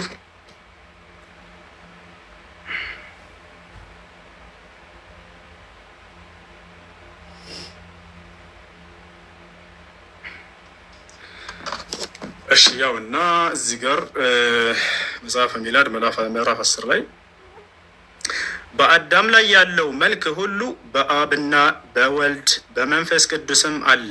አሁን ሊዘረዝርልህ ነው የአካሎችን አይነት በደንብ አድርገህ አዳምጥ። ቅድም ያነሳቸውን በአላህ ስብሐነ ወተዓላ ላይ በአብን በወልድም በመንፈስ ቅዱስም ላይ አለ። በአዳም ላይ ያለው መልክ ሁሉ ተመልከቱ። ምን ምን አለ? ራስም ቢሆን ገጽም ቢሆን ጆሮዎችና አይኖችም። ጆሮዎች ያላቸው አምላክ፣ አይኖች ያላቸው አምላክ፣ አፍንጫ አለው፣ ከንፈርም ቢሆኑ እጆች አሉት፣ እግሮች አሉት። ቅድም እጅ አለው እግር አለው አላህ እንዴት አምላክ ይሆናል? ስለዚህ ይሄ ፍጡር ነው ማለት ነው እያለ ሲናገር ነበር። ስለዚህ አብም ወልድም መንፈስ ቅዱስም ሶስቱም ፍጡሮች ናቸው። መሰረት በአንተ ግንዛቤ መሰረት ጀባ ብለናል። ሶስት ፍጡሮች እያመለክ ነው። ያው ሁላቸውም አንተ የገለጽካቸው ሁሉ አካሎች አሉ። እዚህ ጋር ያው እጆች አሉት፣ እግሮች አሏቸው፣ ቤቶችን ቢሆኑ ይላል። እስኪ ይችን ትነግረናለህ? ምን ቃል እንደወጣች እዚህ ጋር ብልቶች ነው ወይስ ምንድን ነው? ቤቶች ብሎ ተቀምጧል። አላህ አለም። እኔ ከራሴ ልናገር አልፈልግም። በሰው እምነት ላይ ቤቶች ብሎ እዚህ ጋር አስቀምጦታል። አንተ ትነግረናለህ። ይህን ሽፋ ለአብና ለወልድ ለመንፈስ ቅዱስም ሙሉ አካል አላቸው ይላል። ሃይማኖታቸው የቀና 318ቱ ሊቃውንት አባቶቻችን እንደተናገሩ ለእግዚአብሔር አይኖችና ጆሮዎች፣ እጆች፣ እግሮች፣ ሌሎችም የቀሩት አካላት እንዳሉት እናምናለን ይላል። እፎይስ ይህን ያምናል ወይ? አባቶቹ እንዳመኑ ላላውቅም። ቅድም በአላህ ላይ ያነሳ ሲተቻቸው ነበር እነዚህን አካሎች ብሏቸው አላረም። ታዲያ እፎይ እንደ አባቶቹ ያምናል ወይስ የአባቶቹ ተቃራኒ ሆኖ እነዚህን ይክዳቸዋል? ይህንንም በኋላ የሚነግረን ይሆናል ማለት ነው። ሌላ ምን ላውራ? እግዚአብሔር ባል ነው ተብሎ ተገልጿል። ቀደም እንደ አይነት ነገር ስታወራ ነበር አይደለ? እግዚአብሔር ባል ነው ተብሎ ተገልጿል። ፈጣሪሽ ባልሽ ነው፣ ስሙም እግዚአብሔር ነው ይላል። ፈጣሪሽ ይህንም በማስረጃ ባልሽ ነው። ያውና ፈጣሪሽ ባልሽ ነው፣ ስሙም የሰራዊት ጌታ እግዚአብሔር ነው። ያሰላም። ሌላስ የእግዚአብሔር አካሎችን ዘርዝራቸው። እኔ እነዚህን ሳለሳ ወላሂ ላዚም ለመሳለቅ አይደለም። ማንም ሙስሊም በዚህ እንዲሳለቅ አልፈልግም። ነገር ግን መጽሐፉ ላይ የተጻፈውን ነው የምናነሳው። ገብታችኋል? መጽሐፉ ላይ የተጻፈውን ነው የምናነሳው። ያ ነው። ማንም ሰው እዚህ ቦታ ላይ በነቢያትም ሆነ በአምላክ ላይ እንዲሳለቅ አንፈልግም። እነዚህን ነገራቶች ነሕኑ ነዕተቂድ እነ ሃኡላ حرفوا كتبهم كما قال النبي صلى الله عليه وسلم وعبد الله بن عباس ولا نتطاول على أعراض الأنبياء وعرض الله عز وجل المذكور في الكتاب المقدس. لا تقال هنا ايش አሁን ደቂቃ ስላለኝ እፎይ ስለ አጋንንት ብናወራበት ምን ይመስልሃል? አጋንንት በዚህ በ3 ደቂቃ እፎይ እድል ስጥህና እናውራ። አሁን አጋንንት በእስልምናና በክርስትና ሪባ ትላለን ገና እኮ 10 ደቂቃ ቀጥላው ደቂቃን ጨርስ ቶያ እንግዲህ ስለ አጋንንት እናወራበትን ዛሬ ስለ አጋንንት በደንብ ትረዳላችሁ ክርስቲያኖች በደንብ እናወራለን። ቀጥላውን ደቂቃ 2 ደቂቃ አለ። ጨረስክ እንዴ? አንድ ሚዩት አድርገው ደቂቃ አለ። ያብሽር ከፈለክ ልጨፍርበት። ረጋ በል ሚዩት አድርገው። እሺ ለማንኛውም ሌላም ነገራቶችን ማንሳት ካስፈልግና እናነሳ ነበረ። እግዚአብሔር እግሮች አሉት፣ በእግሮቹ ሰፈር ለሰፈር እንደሚዞር ይናገራል። እሱንም በማስረጃ ላሳያችሁ መሰለኝ። በምድር ላይ እንዲህ 5 ዓለማት ላይ አንድ ቻርጅ አድርጌዋለሁ። ቻርጅ አለ። አይዋ ቻርጅ አለ። አስተካክለው። እሺ ሌላኛው ነገር ምንድን ነው? እግዚአብሔር ሰፈር ለሰፈር ይዞራል ያልኩባቸውን ላውጣላቸው እስኪ። እግዚአብሔር እንግዲህ ከመጽሐፍ ቅዱስ ላይ ምን ይላል? ክርስቲያኖችን ወይንም የመጽሐፉን ተከታዮች ሲያዛቸው ከሰፈራችሁ ወጣ ብላችሁ መጸዳዳት በምትፈልጉ ጊዜ መቆፈሪያ ያዙ ተብላችኋል። መቆፈሪያ ያዙ አለ እግዚአብሔር። ከዚያስ መቆፈሪያ ከይዛችሁ ከሄዳችሁ በኋላ ተጸዳዳታችሁ አይነ ምድራችሁን ስትጨርሱ ድፈኑት፣ ቆፍሩና ቅበሩት አለ እግዚአብሔር። ለምን ከተባለ እኔ ጌታ እግዚአብሔር ሰፈር ለሰፈር ስለምዛወር አለ። እርኩስ ነገር አይቼ እንዳሳልባርከ እንዳልመለስ። አያቸው አይደለ? ሰፈር ለሰፈር እግሮች አሉት፣ በሰፈር ለሰፈር ይዞራል። ካካካዬ ይመለሳል። ከዚህ አካባቢ ቅድም የተገደበ ነው አምላካችሁ ፍጡር ነው ማለት ነው እያለን ነበር። በዚያ ባለበት ቦታ ይገኙ እኮ እግዚአብሔር እና ላሳየህ፣ ያው ላሳየህ እንዳለ አምላክን ፍጡር ለማድረግ የሄደበት መንገድ አላህን ሙሉ መጽሐፉ ላይ አለ። የሚገርማቸው ያሳያቸው። አንዴ ሳይዘጋብኝ ዘዳገው ያዙ። አንዴ ሳይዘጋብኝ ቶሎ ላሳየው። ሳይዘጋብኝ ማለት ምንድን ነው? ኡስታዝ ገና እኮ ነው። አንዴ ቤት አድርገው ያውና እንዳወጣው ሚዩት አድርግ። ለመጸዳዳት ከ12 ተከታተሉ። ለመጸዳዳት የሚሆንህን ቦታ ከሰፈርህ ውጭ አዘጋጅ አለ እግዚአብሔር። ከዚያስ ከትጥቅህም ጋር መቆፈሪያህን ያዝ። በምትጸዳዳበትም ጊዜ አፈር ቆፍረህ በአይነ ምድርህ ላይ መልስበት። አምላክህ እግዚአብሔር ሊጠብቅህ ጠላቶችህንም በእጅ አሳልፎ ሊሰጥህ በሰፈር ውስጥ ስለሚዘዋወር በመካከልህ አንዳች ነገር አይቶ ከአንተ እንዳይመለስ ሰፈርህ የተቀደሰ ይሁን። አላሁ አክበር። እግዚአብሔር ካካካክታችሁ ወይም ተጽናርታችሁ በዚያ አካባቢ ላይ አልመጣም አለ። በቃ የዚያ ቦታ የማይገኝ ከሆነ የተገደበ ነው። የተገደበ ከሆነ ፍጡር ነው የተገደበ ነው ማለት ነው። ጨርሳል። ኦኬ 10 ደቂቃ ይታያል። በቪዲዮ ደቂቃ አለን። መረጃ ላሳየ ነው። ተረጋጋ። እናጣለን። አይዞህ ደቂቃ አንተ ነህ ያሳስከን። መልካም። ቅድም ጀምሬ ነው ያቆምኩት። እግዚአብሔር በምንም በማንም አይመሰልም። በደንብ አስተውሉ። በምንም በማንም እንደዚህ በቦዲ ፓርቶች አይመሰልም። እግዚአብሔር ቦዲ ፓርቶች አሉት ተብሎ እጅ፣ ጣት፣ እንደዚህ አይነት ነገሮች ተከፋፍለው የፍጡራን መገለጫ የሆኑ ለፈጣሪ አሉት ብለን አናምንም። ነገር ግን በመጽሐፍ ቅዱስ ላይ ግብረ አካላት የሚባሉ አሉ። በግብረ አካላት ተገልጸዋል። እሱ ያመጣው ምንድን ነው? እሱ መጽሐፈ ሜላድን ጠቅሷል። ምዕራፍ 10 ላይም አለ። እንዲሁም ደግሞ ሰለስቱ ምዕት ላይ ብሎም ጠቅሶታል። እነኚህ ናቸው። እነኚህን ነው የጠቀሳቸው። እነኚህን እጠይቅሃለሁኝ ና ተመለስ። እነኚህን ከሶርሳቸው ታመጣለህ ማለት ነው። ታመጣታለህ፣ ከሶርሳቸው ታመጣለህ ማለት ነው። እነኚህን ከሶርሳቸው ቀጥታ ታመጣለህ። አትናቴዎስ ግን በደንብ አስተውል። አትናቴዎስ ይህንን እንዳላለን ያሳያለው ማለት ነው። አትናቴዎስ አላለም። ልክ እኛ እናንተን ስንጠይቃችሁ አረብኛውን አምጣ ወይንም እንደዚህ እንደምትሉት አንተም ኦሪጂናሉን ታመጣለህ ማለት ነው። ቅዱስ አትናቴዎስ እንደዛ አላለም። ቅዱስ አትናቴዎስ እንደዛ እንዳላለ ላሳየ። ሰለስቱ ምዕት የተጠቀሰው ከዛ ስለሆነ ስህተት ነው። አንተ የጠቀስከው ቅዱስ አትናቴዎስ እንደዛ ስላላለ ማለት ነው። ለእግዚአብሔር ፊት፣ ኋላ፣ ጀርባ አይነገርለትም የሚነገርለት ስላልሆነ ማለት ነው። ስለዚህ አትናቴዎስ ብሏል ተብሎ በአትናቴዎስ ላይ የተነገረው ያንኛው መረጃ እንድታመጣ እንጋብዛለን ማለት ነው። ለምሳሌ እዚህ ጋር ላሳየ ይታያል ብዬ አስባለሁ። ዓይን የመስሚያ አካል አይደለም? ጆሮ የኋለኛው የመስሚያ አካል አይደለምን? እነሆ ደረት አይደለምን? እንደገና አንገትም እግርም አይደለም? ነገር ግን እያንዳንዱ የራሱ ስራ አለው። አንዱ ነጠላ ሰውነት ከነዚህ ክፍሎች የተገነባ ነው። ይህ ለአምላክ የሚሰጥ ከሆነ የሚከተሉትን ያመጣል። አንደኛ ከላይ እንዳየ ነው እርሱ ራሱን አይመስልም ያሰኛል። ሁለተኛ ተፈጥሯዊ በሆነ ሁኔታ የአካል ክፍሎች እንደሚከፋፈሉ እርሱንም እንደገና እንዲከፋፈል እናደርገዋለን ይላል። በመሆኑም እግዚአብሔር የአካል ክፍሎች አሉት ማለት ተገቢ አለመሆኑን ይልቅ ያትታል። እኛ ጋር ያሉ የአካል ክፍሎች ለእግዚአብሔር ሰጥቶ መናገር ወይንም ለእግዚአብሔር አካሉን ከፋፍሎ ዓይኑ የሆነ የአካል ክፍሉ፣ ጆሮ የሆነ የአካል ክፍሉ ነው፣ እጁም የሆነ የአካል ክፍሉ ነው እያል ልንከፋፍለው አይገባም። ማን ያለው? አትናቴዎስ። ይታያል። አንተ ሰለስቱ ምዕትና መጽሐፈ ሜላድን ያመጣኸው ማለት ነው። እነኚህ ሙሉ የአካል ክፍል እንደሌለው ዮሐንስ አፈወርቅም የሚናገሩበት ነው። ለእግዚአብሔር እንደዛ አይነገርም። ወዳጃችን ደግመ ክሮስ ቼክ ሳታደርግ መረጃ ዘንድ እንዳመጣ ማለት ነው። ምክንያቱም እግዚአብሔር ምንድን ነው ብለን ነው የምናምነው? እኛ እግዚአብሔር ምንድን ነው ብለን ነው የምናምነው? እግዚአብሔር መንፈስ ነው፣ በሁሉ የሞላ ነው፣ በሁሉ ያለ ነው። እግዚአብሔር መንፈስ እንደመሆኑ ለእርሱ መሄድ፣ መምጣት፣ መቆም፣ መነሳት አይነገርም። እሱን መማር አለብህ ውሳስ። እግዚአብሔር በሁሉ የሞላ ነው። እኔ የቅርብ አምላክ ነኝ እንጂ የሩቅ አምላክ አይደለሁም። ሰው በስውር ቢሸሸግ እኔ አላየውም። ሰማይንና ምድርን የሞላሁ እኔ አይደለሁም ይላል እግዚአብሔር። ማን? ሰማይና ምድርን የሞላ ነው እሱ።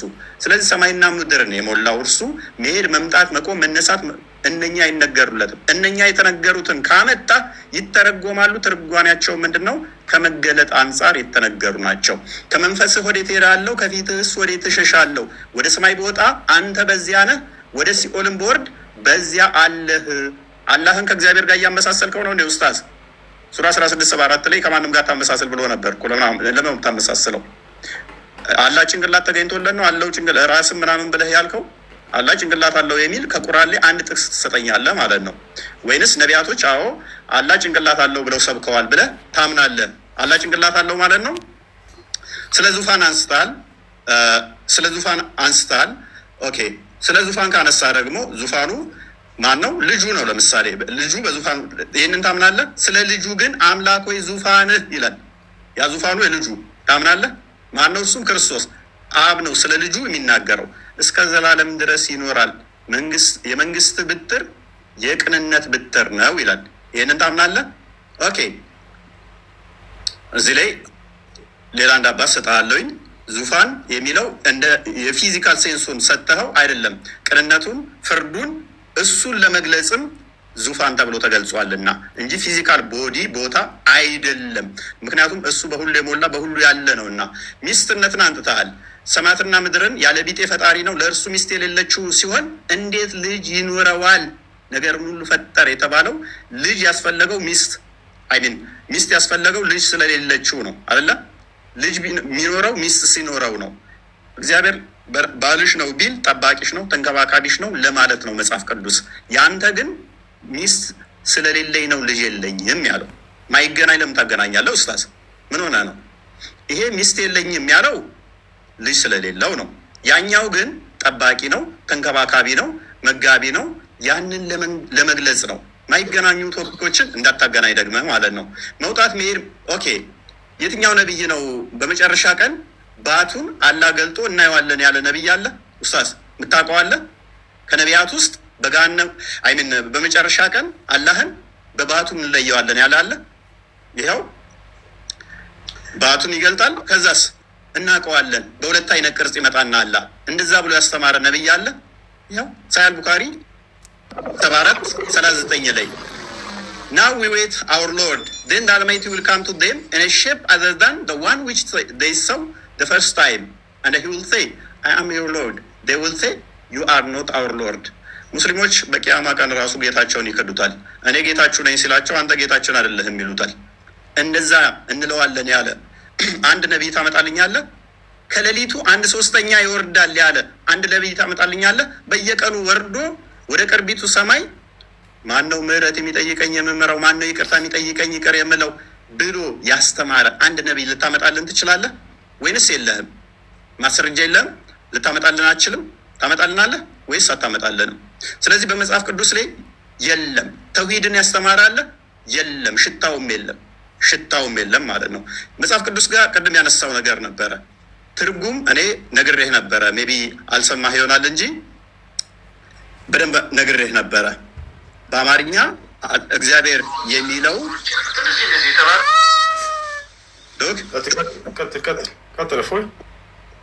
አዳምጥ። እግዚአብሔር የተባለው ማን ነው? እሱ የሚለውን አንዴ አዳምጥ።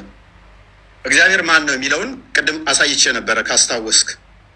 እግዚአብሔር የሚለው እግዚ ማለት ጌታ ማለት ነው። ስለዚህ እግዚአብሔር ስንል እኛ የዓለማት ጌታ ወይንም የሕዝቦች ገዢ እያልን ነው። ምክንያቱም እኛ በቋንቋ ውስጥ የምንደበቅ ስላልሆን ይተረጎማል። ወደ ተለያዩ ሀገራት ቋንቋ ይተረጎማል። እንደናንተ ከአረብኛ ውጭ ከወጣ ማይተረጎም ነው ብለን አናምንም። ሌላኛው ቁርአን ያላቃል ነው ብለህ ታምናለህ። የምታምን ከሆነ እኔ ያላመጣሁትን ዳኢፍ ነው ብለሃል። እኔ አልጠቀስኩም። እሱን ጥያቄ ነው የጠየቅኩህ። ለምሳሌ እቺ አሊፍ ላሚም ያላህ ቃል ከሆነች በደንብ አስተውል። ዳኢፍ የምትለው እኔ ሀዲስ ነው የጠቀስኩብህ፣ እችን ነው የጠቀስኩብህ። አሊፍ ላሚም ያላህ ቃል ከሆነች አላህ ቃል ንግግር የሚናገር ከሆነ እችን ተናግሯታል ፍጥረትን ከመፍጠሩ በፊት ወይንስ ፍጥረትን ሲፈጥር ነው እችን የተናገራት? ስለዚህ አላህ ከባህሪያቱ ኤክሰርሳይዝ ያላደረገው ፍጥረትን ሲፈጥር ብቻ የሚያደርገው ባህሪ ነበረው ማለት ነው። ፍጡር ያልሆነ ነገር ግን ፍጡር የሚያስፈልገው ነው ማለት ነው። አላህ ለመናገር ፍጡር ያስፈልገዋል። ፍጡርን ካልፈጠረ አሊፍ ላሚም ብሎ መናገር አይችልም ነበር ማለት ነው። ይችላል ካልክ ፍጥረትን ከመፍጠሩ በፊት አሊፍ ላም የሚል ነበር። እንዲሁም ደግሞ ሴቶቻችሁ ለእናንተ እርሻ ናችሁ የሚለውንም ይናገር ነበር። ለምሳሌ ይህንኛው ላይ በል ሚል የለውም። ይህንን አላህ አስቀድሞ ብሎታል አላለውም? ለጅብሪል ከመናገሩ በፊት በአላህ ስም እጅግ በጣም ሩሩ በጣም አዛኝ ምስጋና ለአላህ ይገባው ምናምን እያለ የሚለው ይህንን ለጅብሪል ሲነግረው በቃል ነው ወይንስ አይደለም? በቃል ከሆነ ስለዚህ ያ ቃሉ ፍጥረትን ሳይፈጥርስ ብሎት ነበር አልነበረም? ምክንያቱም አስቀድሞ ካላለው በደንብ አስተውል፣ ፍጥረት ይፈልጋል ማለት ነው። የአላህ ቃል ፍጥረት ይፈልጋል ወይንም አላህ ባህሪውን የሚገልጸው ልክ ፍጥረት ሲኖር ብቻ ነው። ፍጥረት ከመኖሩ በፊት ይሄ የለም ነበር ማለት ነው። ቃሉ ምንም ሚውት ነበር ማለት ነው። ምንም አይናገር ነበር ማለት ነው። ወይንስ ፍጥረትን ከመፍጠሩ በፊት ይናገር ነበር ብዬ ቁርአንህን ነው እንጂ የጠየቅኩህ ሀዲስ አልጠየቅኩም። ደግመህ ሀዲስ እዘህ እንዳመጣ ማለት ነው። ተሳስተህ ሀዲስ እዘህ እንዳመጣ። ሌላኛው እግዚአብሔር 3 ነው ብሎ የሰበከ ምናምን ብለሃል። እኛ እግዚአብሔር 3 ነው ብለን አናምንም። ተሳስተሃል ኡስታዝ። እኛ እግዚአብሔር 1 ነው ብለን ነው የምናምነው። በመጀመሪያ እግዚአብሔር ሰማይና ምድርን ፈጠረ። ኤሎሄ የሚለው ፕሉራሊቲን ያሳያል። እኛ እግዚአብሔር አንድ አምላክ አለ ብለን ነው የምናምነው። ዘዳግም ላይ ምዕራፍ 6 ላይ እንደሚናገረው ያ አንዱ እግዚአብሔር እስመ እስራኤል ሆይ አምላካችን እግዚአብሔር አንድ ነው ይላል። ይህ አንዱ እግዚአብሔር ለፍጥረታት ሁሉ አባት የሆነው እንጂ አንተ አላህ የምትለው ጭንቅላት የሌለው ባቱን ገልጦ የሚያሳየውን አላህ አይደለም። እሺ እንግዲህ ያው ከዚህ በኋላ አንድ 10 ደቂቃ ነው ያወራለሁ መሰለኝ። እፎይ ጨርስ በቃ አለች ሰከንድ። ኦኬ አሁን ስንት ደቂቃ? 10 ደቂቃ አለ። ይቀጥል። ጨርስ ኖ አንተ ነህ እንጂ ያለ ማለት ይጀምር ብዬ ነው። ይጀምር። ያንተ አልጨረሰም። ኦኬ ሳልጨርስ ነው እንዲያስቆምገኝ። ይቅርታ። እሺ መጨመር ትችላለህ። 1 ደቂቃ በቃ ጨምር። ይቅርታ ጨምር። ኦኬ አልጨረስኩም ነበረ። አዎ ጨረስኩ። ኦኬ እሺ እንትን አለኝ ስለነበረ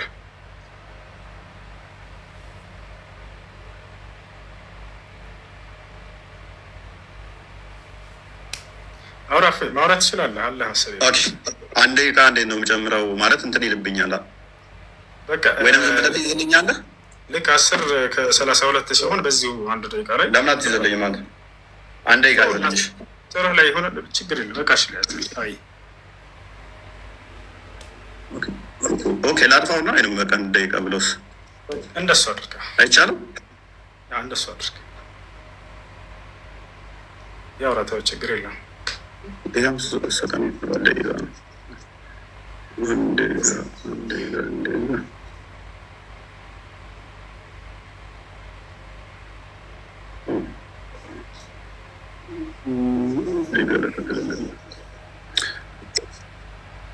በቃ እዚሁ ላይ አንድ ደቂቃ ሲሞላ እንትን እለዋለሁ። ይታያል ይታያል። ቀጥል። በሰማያት ያለው በምድርም ያለው መካከለኛው ምናምን ይልና አራማን በአርሹ ላይ ተደላደለ ይላል። ከእኛ ጋር ስታካ መሳስለ ለማለፍ ሞክረሃል። አላህ በአርሹ ላይ ያለው በምኑ ነው? የት ነው ያለው? አላህ እኛ በሁሉ እንዳለ አሳይቻለሁ። እግዚአብሔር መንፈስ እንደሆነ አሳይቻለሁ። አንተ ከእኛ ጋር ላመሳሰል የሞከርከው፣ አዎ እግዚአብሔር በሰማይ አለ በምድርም አለ። ያንተም አላህ እንደዛ ነው። ከእኛ ጋር ልታመሳሰለው የሞከርከው መንፈስ ነው ያንተ አላህ። ካልሆነ የራስን ለምን አመልስም? ከአርሽ በላይ ያለውን አላህ ለምን አመልሰው? መንፈስ ነው ያንተ። እግዚአብሔር መንፈስ ነው፣ የሚሰግዱለትም በመንፈስና በእውነት ሊሰግዱለት ያስፈልጋቸዋል ይላል። ካልሆነ ከሰባተኛ ሰማይ በላይ ከአርሽ በላይ በዛት ነው ያለው። በምኑ ነው ያለው? ያንም መልስ።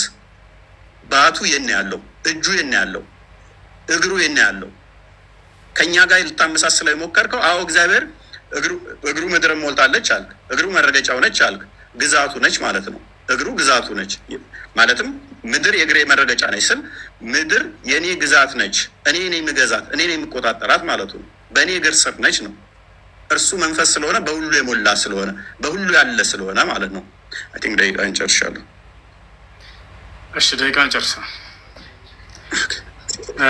እንግዲህ ስለ አላህ የጠየቃቸውን ልመልስለት። እንዳለ እያነሳ ያለው የአላህ ስብሓነ ወተዓላን ባህሪያቶች በማንሳት ያንን እንዴት ነው አላህ ስለ ባህሪያቱ ሲናገር ጊዜ አምስት የቁርአን አናቅጾችን እነዚያን አስመልክቶ እንዴት ማመን እንዳለብን ይናገራል። ከፍጥረታት ጋር የተመሳሰሉ መስለት ነው ልጁ። እንደዛ እንደማይመስሉ አላህ ቃል በቃል በቁርአን ላይ ተናግሯል። አላህ በቁርአን ላይ ሲናገር ለይሰ ከሚስሊሂ ሸይኡን ወሁወ ሰሚዑል በሲር ይላል ሱረት ሹራ ላይ። እኔን የሚመስል አንድስ እንኳ የለም ብሏል። አንድስ እንኳ በሚለው ሰዎች የሚካተታሉ። ስለዚህ አምላክ አላህ ሱብሓነሁ ወተዓላ ማንንም የሚመስል አይደለም በባህሪው። በሌላ ቦታ ላይ አላህ ሱብሓነሁ ወተዓላ ሀል ተዕለሙ ለሁ ሰሚያ ይላል ሱራ መርየም ላይ። ለመሆኑ ለእኔ ሞክሽ የሚሆን ታውቃለህን? ማንም እኔን የሚሞካሸኝ የለም ይላል። እርሱን የሚመስል አንዳች እንኳ የለም። በሌላ ቦታ ላይ አምላክ አላህ ስብሐነሁ ወተዓላ በሱረት ነሕል ላይ ምን አለ? ስለ ባህሪው ሲናገር ፈላ ተድሪቡ ሊላሂ ልአምሳል አለ። ለእኔ ለአምላካቸው ለአላህ አምሳያ አታድርጉልኝ አለ። በሌላ ቦታ ላይ አምላክ አላህ በሱረት አልበቀራ ላይ ፈላ ተጅዐሉ ሊላሂ አንዳዳ ይላል። ለእኔ ለአላህ ቢጤ አታድርጉልኝ ይላል። እርሱን የሚመስለው ጭራሽ እንደሌለ በባህሪው በርካታ ቦታ ላይ ተናግሯል። ወለም የኩን ለሁ ኩፉወን አሐድ እያለ ተናግሯል። እኔን የሚመስል ማን ነው? እኔን የሚስተካከለኝ አንድስ እንኳ የለም እያለ አላህ ስብሐነሁ ወተዓላ ተናግሯል። እሺ ይህ ልጅ ከሚያነሳቸው ነገራቶች የኛ አለው ስንል ጊዜ አካልን እንደው ምሳሌ ንግግር እንጂ በትክክል አለው ብለን የምናምን አይደለንም ይላል። ይህን ምናልባት እስኪ አባቶቻቸውን ወይንም የእምነት መምህሮቻቸውን የተወሰነ ላሰማችሁ። ከመምህሮቻችሁ መንገድ እንዳያስታችሁ ይሄ ልጅ ክርስቲያኖች እባካችሁን፣ ወይንም የማርቆች ብሎ ቤተ ክርስቲያን የተባለው ምሳሌያዊ አነጋገር ነው ብለው የሚጠቅሱ የቤተክርስቲያን ሊቃውንት አንዴ ላውጣላችሁ። ከመምህሮቻችሁ መንገድ እንዳያስታችሁ፣ ወይ ስለ ክርስትና አታስተምረን በሉት። እዛው እስልምና ላይ እንደለመድክ እዛው ላይ ፈንጭ ዝም ብለህ ላይ ፈንከፍተህ በሉት።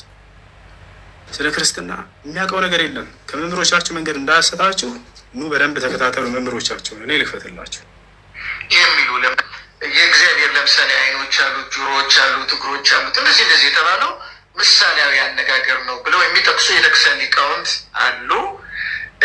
ቅዱሳን ሆነው እንደዚህ የሚናገሩ አሉ። ሁለተኛ ደግሞ አይ ምሳሌ ሳይሆን አለው፣ ለምሳሌ አይን አለው፣ ጆሮ አለው፣ እግር እንደዚህ አለው፣ ግን አይመረመርም የሚሉ ለምሳሌ ሰለስቱ ምዕት በሃይማኖተ አበው ይህን ያነሳሉ። ቅዱስ አትናቴዎስም ይህን ያነሳል። በእኛ ትርጓሜ ኦሪት ዘፍጥረት ትርጓሜም ይህን ያነሳል። መልክ አለው ስለሚል ማለት ነው። መልካ ስላሴ የሚልም ድርሰት አለ እንደምታውቁት። በዚያ ላይም ይሄ በጉልህ የተነገረ ነው። ሌሎች ሊቃውንቶች ይህንን በስፋት ያስተምሩታል። ዓይን እጅ እግር አለው ግን ዓይን እጅ እግር አለው አይመረመርም፣ አይታወቅም፣ በቅርጽ አይለካም። እግዚአብሔር ዓይን አለው ሲባል በምሳሌ ብቻ አይደለም፣ ያያን ለማለት ብቻ ሳይሆን ዓይን አለው ግን ምሳሌ ብቻ አይደለም። ምሳሌ ብቻ ነው ብሎ የልጅ ሲናገር ነበር። ይህ ተሳስታሉ። ምሳሌ ብቻ አይደለም አለው ትክክለኛ ዓይን ግን አይመረመርም። ለምን ከተባለ ስላልታየ። እግዚአብሔር ያየው አንድስ እንኳ የለም ይላል መጽሐፍ ቅዱስ ላይ ዮሐንስ ወንጌል ምዕራፍ 5 ቁጥር 36 አካባቢ ላይ ኢየሱስ ክርስቶስን አምላክን አንድስ እንኳ ያየው የለም ድምፁም የሰማ የለም ይላል። ስለዚህ ስለ እርሱ ባህሪ ይናገራል። ያ ነገር ምሳሌ ብቻ አይደለም እያሏቸው ነው። አለው ግን አይመረመርም ነው። እንዴት እንደሆነ አናውቅም። በኢትዮጵያ ኦርቶዶክስ እንዴት እንደሆነ አናውቅም። አሁን እዚህ ላይ እየተፈላሰፍኩ ጥያቄ ማውጣት ትችላለሁ። የማታውቀውን አምላክ እንዴት ታመልካለህ? ስለዚህ ፍጡር ነው ማለት ነው። እንዴት ሳታውቀው ታመልካለህ እያልኩኝ መፈላሰፍ እችላለሁ። እንዲህ አይነት ጥያቄ ቤተክርስቲያን በነገራችን ላይ ጸና ያለው ብዙዎቹ ሊቃውንት የሚያስተምሩት ይህንን ትምህርት ነው። ግን ደግሞ ሌላ ልጨምርላቸው እግዚአብሔር ዓይን እንዳለው ጆሮ እንዳለው ግን ያ ደግሞ ያ ሲባል ደግሞ ሰው እንግዲህ የሚያስበው እንደ ራሱ እንዳያስብ ደግሞ እፈራለሁ። ያ ማለት ምን ማለት ነው? ለእግዚአብሔር ጆሮ አለው ሲባል አሁን ሰው መስማት የሚችለው እዚህ ጆሮ ላይ ብቻ ነው ማለት ነው። ያው በጥቅሻም ይሰማል፣ በዓይንም ይሰማል። ሰው ያው አንድን ሰው እንደዚህ ብለው ይመጣላል፣ ዓይንም ይሰማል ማለት ነው። ጆሮ አለው እንደ ሰው ሲባል እግዚአብሔር እንደዚህ ቁጭ ያለ እንደዚህ ቅርጽ ከጥያቄ ምልክት የመሰለ ጆሮ አለው ማለት እንዳልሆነ ግን ሰው መረዳት አለበት የመጀመሪያ ማለት ነው። ስለዚህ ምንድነው አሁን እዚህ ጋር እያየን ያለ ነው። ለእግዚአብሔር ምንድነው ልጅ ሆይ በቀኝ ተቀመጥ ሲል ቀኝ እንዳለው ያስረዳል። ቀኝ እንዳለው እግዚአብሔር ቀኝ ደደዊ ከገብራኒ ወለሃኳኒ እጆች ሰሩኝ አበጃጁኝ እንዳለ ቅዱስ ዳዊት እግዚአብሔር እጅ እንዳለው በዚህ እናውቃለን። ሁለተኛ አጠር እያደረግን ወደ ነገራችን ለመግባት መጽሐፍ ቅዱሳዊ አድርገን እንድናሳይ ፈልጌ ነው። ሁለተኛ ደግሞ መዝሙር 33 ቁጥር 15 ላይ ናሁ አዕይንቲሁ ለእግዚአብሔር ሀበ ጻድቃኑ እነሆ የእግዚአብሔር ዓይኖች ወደ ጻድቃን ናቸው ይላል። እሺ ለማንኛውም ይህን ይመስላል ባጭሩ። ከተጻፈ ነገር አሳየን እያሉ ነው ኮሜንት ላይ ክርስቲያኖች። ያንንም ልክ እንዲሁ እናሳያችኋለን። እንግዲህ በጥቅሉ ምን መሰላችሁ? አለው እጅ አለው እግር አለው ምናምን ተብሎ የተገለጠውን ይሄ ልጅ ምሳሌያዊ ነው እንጂ በቃ እያለ እየተናገረ ነበር። ላ አይደለም፣ ምሳሌያዊ ብቻ ሳይሆን ትክክለኛ ይሆን አለው ግን አይመረመርም ነው። በቃ ያው እዚህ ጋር የኦርቶዶክሳዊ ነገረ ስላሴ ይላል። ምን ይላል? ሶስተኛ ደግሞ እግዚአብሔር እኛ ጋር ያሉ መልኮች ሁሉ አሉት። አላሁ አክበር። እግዚአብሔር እኛ ጋር ያሉ መልኮች ሁሉ አሉት፣ ነገር ግን አይመረመርም የሚል ነው። ያ ሰላም! ይህ በኢትዮጵያውያን ሊቃውንት የሚታመን ነው። ጉዳዩን በተመለከተ የዶክተር አበባን ንዛት ይነበብ እያለ ይናገራል። እንዳጠቃላይ አካሎች አሉት በእኛ ላይ ያሉ ሁሉ፣ ነገር ግን እነዛ አይመረመሩም የሚል ነገር ነው። እዚህኛው መጽሐፍህ ላይ መጽሐፈ ሚስጥር ላይ ደግሞ እናያለን ስለ እግዚአብሔር አካል በተመለከተ። ያው እነዚህ ጋር እግዚአብሔር እጆችና ክንድ ጥፍርም እንዳለው እወቁ። ያ ሰላም! ጥፍር ሁሉ አለው። ጥፍሩ ምን አይነት ነው? እንደ ሰው ነው ወይ ፍጡር ነው ማለት ነው ማለት ይችል ነበር። እኔ እንዳልተበውም ማለት ነው። ያ ግን አንተ አምላክ አላህ ላይ ልታነሳ የምትፈልጋቸው ነገራቶች ከዛ በተለየ መልኩ በጣም በርካታ የፍጡር መገለጫዎች አሉት ማለት ነው። ጥፍሮች እንዳሉት እወቁ ይላል። ስለ አፍንጫም የከበረች ኦሪት እግዚአብሔርም ኖህን መስዋዕት መዓዛ አሸተተ አለች እያለ ይናገራል። ስለ ደረትም እግዚአብሔር በደረቱ እያለ ይናገራል። እና ይህ ነው። ሌላ ይህንን የምንጨምርለት እስኪ የተጻፈ ነገር እያሉ ስለሆነ ነው ክርስቲያኖች። እዚህ ጋር ምን ይልናል? ይህም መጽሐፈ ምስጢር ላይ ነው። እነሆ እግዚአብሔር እንደ ሰው ልጅ ፍጹም መልክ አለው። ያሰላ እንደ ሰው ልጅ ፍጹም መልክ እንዳለው ከመጽሐፍት አስረጂ አደረስልልህ እያለ ይናገራል። ተጠራጣሪ ሆይ እንግዲህስ በአንተ ያለውን ክህደት ትተህ በስላሴ እመን፣ ለመለኮት ምስጋና አቅርብ። በጥርጥር ከጸናህ ግን እድል ፈንታህ አልጠቀሙም እያለ ይናገራል። እንደ አጠቃላይ ልነግራቸው የፈለኩት ሀሳብ ምንድን ነው? ምሳሌያዊ ንግግር ነው ብሎ ስለተናገረ ነው። ይህ ምሳሌያዊ እንጂ አሉት ብለን አናምንም እነዚህን እያለ ነው። ቅድም አካሎችን ሁሉ ሳመጣለት እግዚአብሔር እጆች አሉት፣ በእጆቹ ያጨበጭባል ሁላ። ተመልከቱ፣ ይሄንንም ላሳያችሁ። እግዚአብሔር አጨበጭባለሁ እያለ ይናገራል። ስለዚህ አንድ በማስረጃ እንዲሆን ዘንድ ያው አጨብጭቡ። ያው እነዚህ ጋር ይላል እኔ ደግሞ በእጄ አጨበጭባለሁ፣ መዓቴንም እጨርሳለሁ። እኔ እግዚአብሔር ተናግሬአለሁ። አላሁ አክበር። እግዚአብሔር እጆች አሉት፣ በእጆቹ ያጨበጭባል። በእጆቹ ያጨበጭባል ብለህ ሲባል እንዴት እንደምትፈታው አላውቅም። እሱንም እስኪ ፍቹን ትነግረናለህ። እንዴት ነው የሚያጨበጭበው? ሲያጨበጭብስ እንደ ሰው ነው ወይ? ሲያጨበጭብ ጫ ይላል ወይ? ይሄ ጥያቄ የሱ ጥያቄ ነው። ቅድም አይታችሁታል። ያነሳና አላህ እንዴት ነው እጁ እንትን የሚለው የሚወርደው እንዴት ነው? በዙፋኑ ላይ እንዴት ነው የሚቀመጠው? እኔ ያጨበጭባል የሚለውን አነሳና 50 ጥያቄ ጠይቃለሁ። ዝም የማይረባ ጥያቄ ማለት ነው። ከዚህ አልፍም። ይሄ ልጅ ላይቭ ላይ አስገብቶ ሲጠይቅ ጊዜ ትልቁም ነገር ያለው የጠየቀ ይመስላችሁ ነበር። ልክ እንደ ያልኩ መጠየቅ እኮ ነው። ያጨበጭባል እግዚአብሔር። ሲያጨበጭብ እንደ ሰው ነው ወይ? ሲያጨበጭብ ድምፁ ምን አይነት ነው? ያ ያጨበጨበው ፍጡር ነው ወይ? ምክንያቱም ከዚያ በፊት ሳያጨበጭብ በፊት ያ ባህሪው የለም ነበርና፣ ስለዚህ ፍጡር ነው ማለት ነው። አላሁል ሙስተዓን። ሌላው ቅድም አላህ ማን ነው ስለ መሳቅ ሲያወራ ነበረ። የማለት አምላክ ይስቃል የሚለውን ጌታ ይስቃል የሚለውን ሲያወራ ነበር። ያውና መጽሐፍ ላይ አምላክ ይስቃል። መዝሙረ ዳዊት ምዕራፍ 2 ቁጥር 4 በሰማይ የሚኖር እርሱ ይስቃል፣ ጌታ የሚሳለቅባቸዋል ይላል። ይስቃል። እግዚአብሔር እንዴት ነው የሚስቀው? ሳቁ እንዴት ነው? ያ ሳቁ ፍጡር ነው ወይ? ሲስቅ ጊዜ አይደለም። ይህን የምጠይቀው የእሱን አጠያየቅ ነው እየነገርኳቸው ያለሁት። ከዚህ አይዘልም ጥያቄው፣ ምንም የማይረባ ጥያቄ ማለት ነው። ገብታችኋል? ያ ነው። ለማንኛውም ስለ አላህ ባህሪያቶች እርሱ ከፍጥረታት ጋር እንደማይመስል በርካታ ቦታ ላይ ተናግሯል። ይህን አምላክ ደግሞ በፍጥረታት እንደሚመስል ሁሉ ተናግሯል። እነሆ ኦሪት ዘፍጥረት ምዕራፍ 1 ቁጥር 26 ላይ ሰውን በመልካችን እንደ ምሳሌያችን እንፍጠር ብሎ እንደተናገረ እነዚያ ሁሉ አካሎች አንተ ምሳሌያዊ ናቸው ስትላቸው የነበሩ ትክክለኛ አካሎች እንደሆኑ ያውና ከአባቶቻቸው አሳይተናቸዋል። መጽሐፋቸውም ላይ ይህን ይመስላል።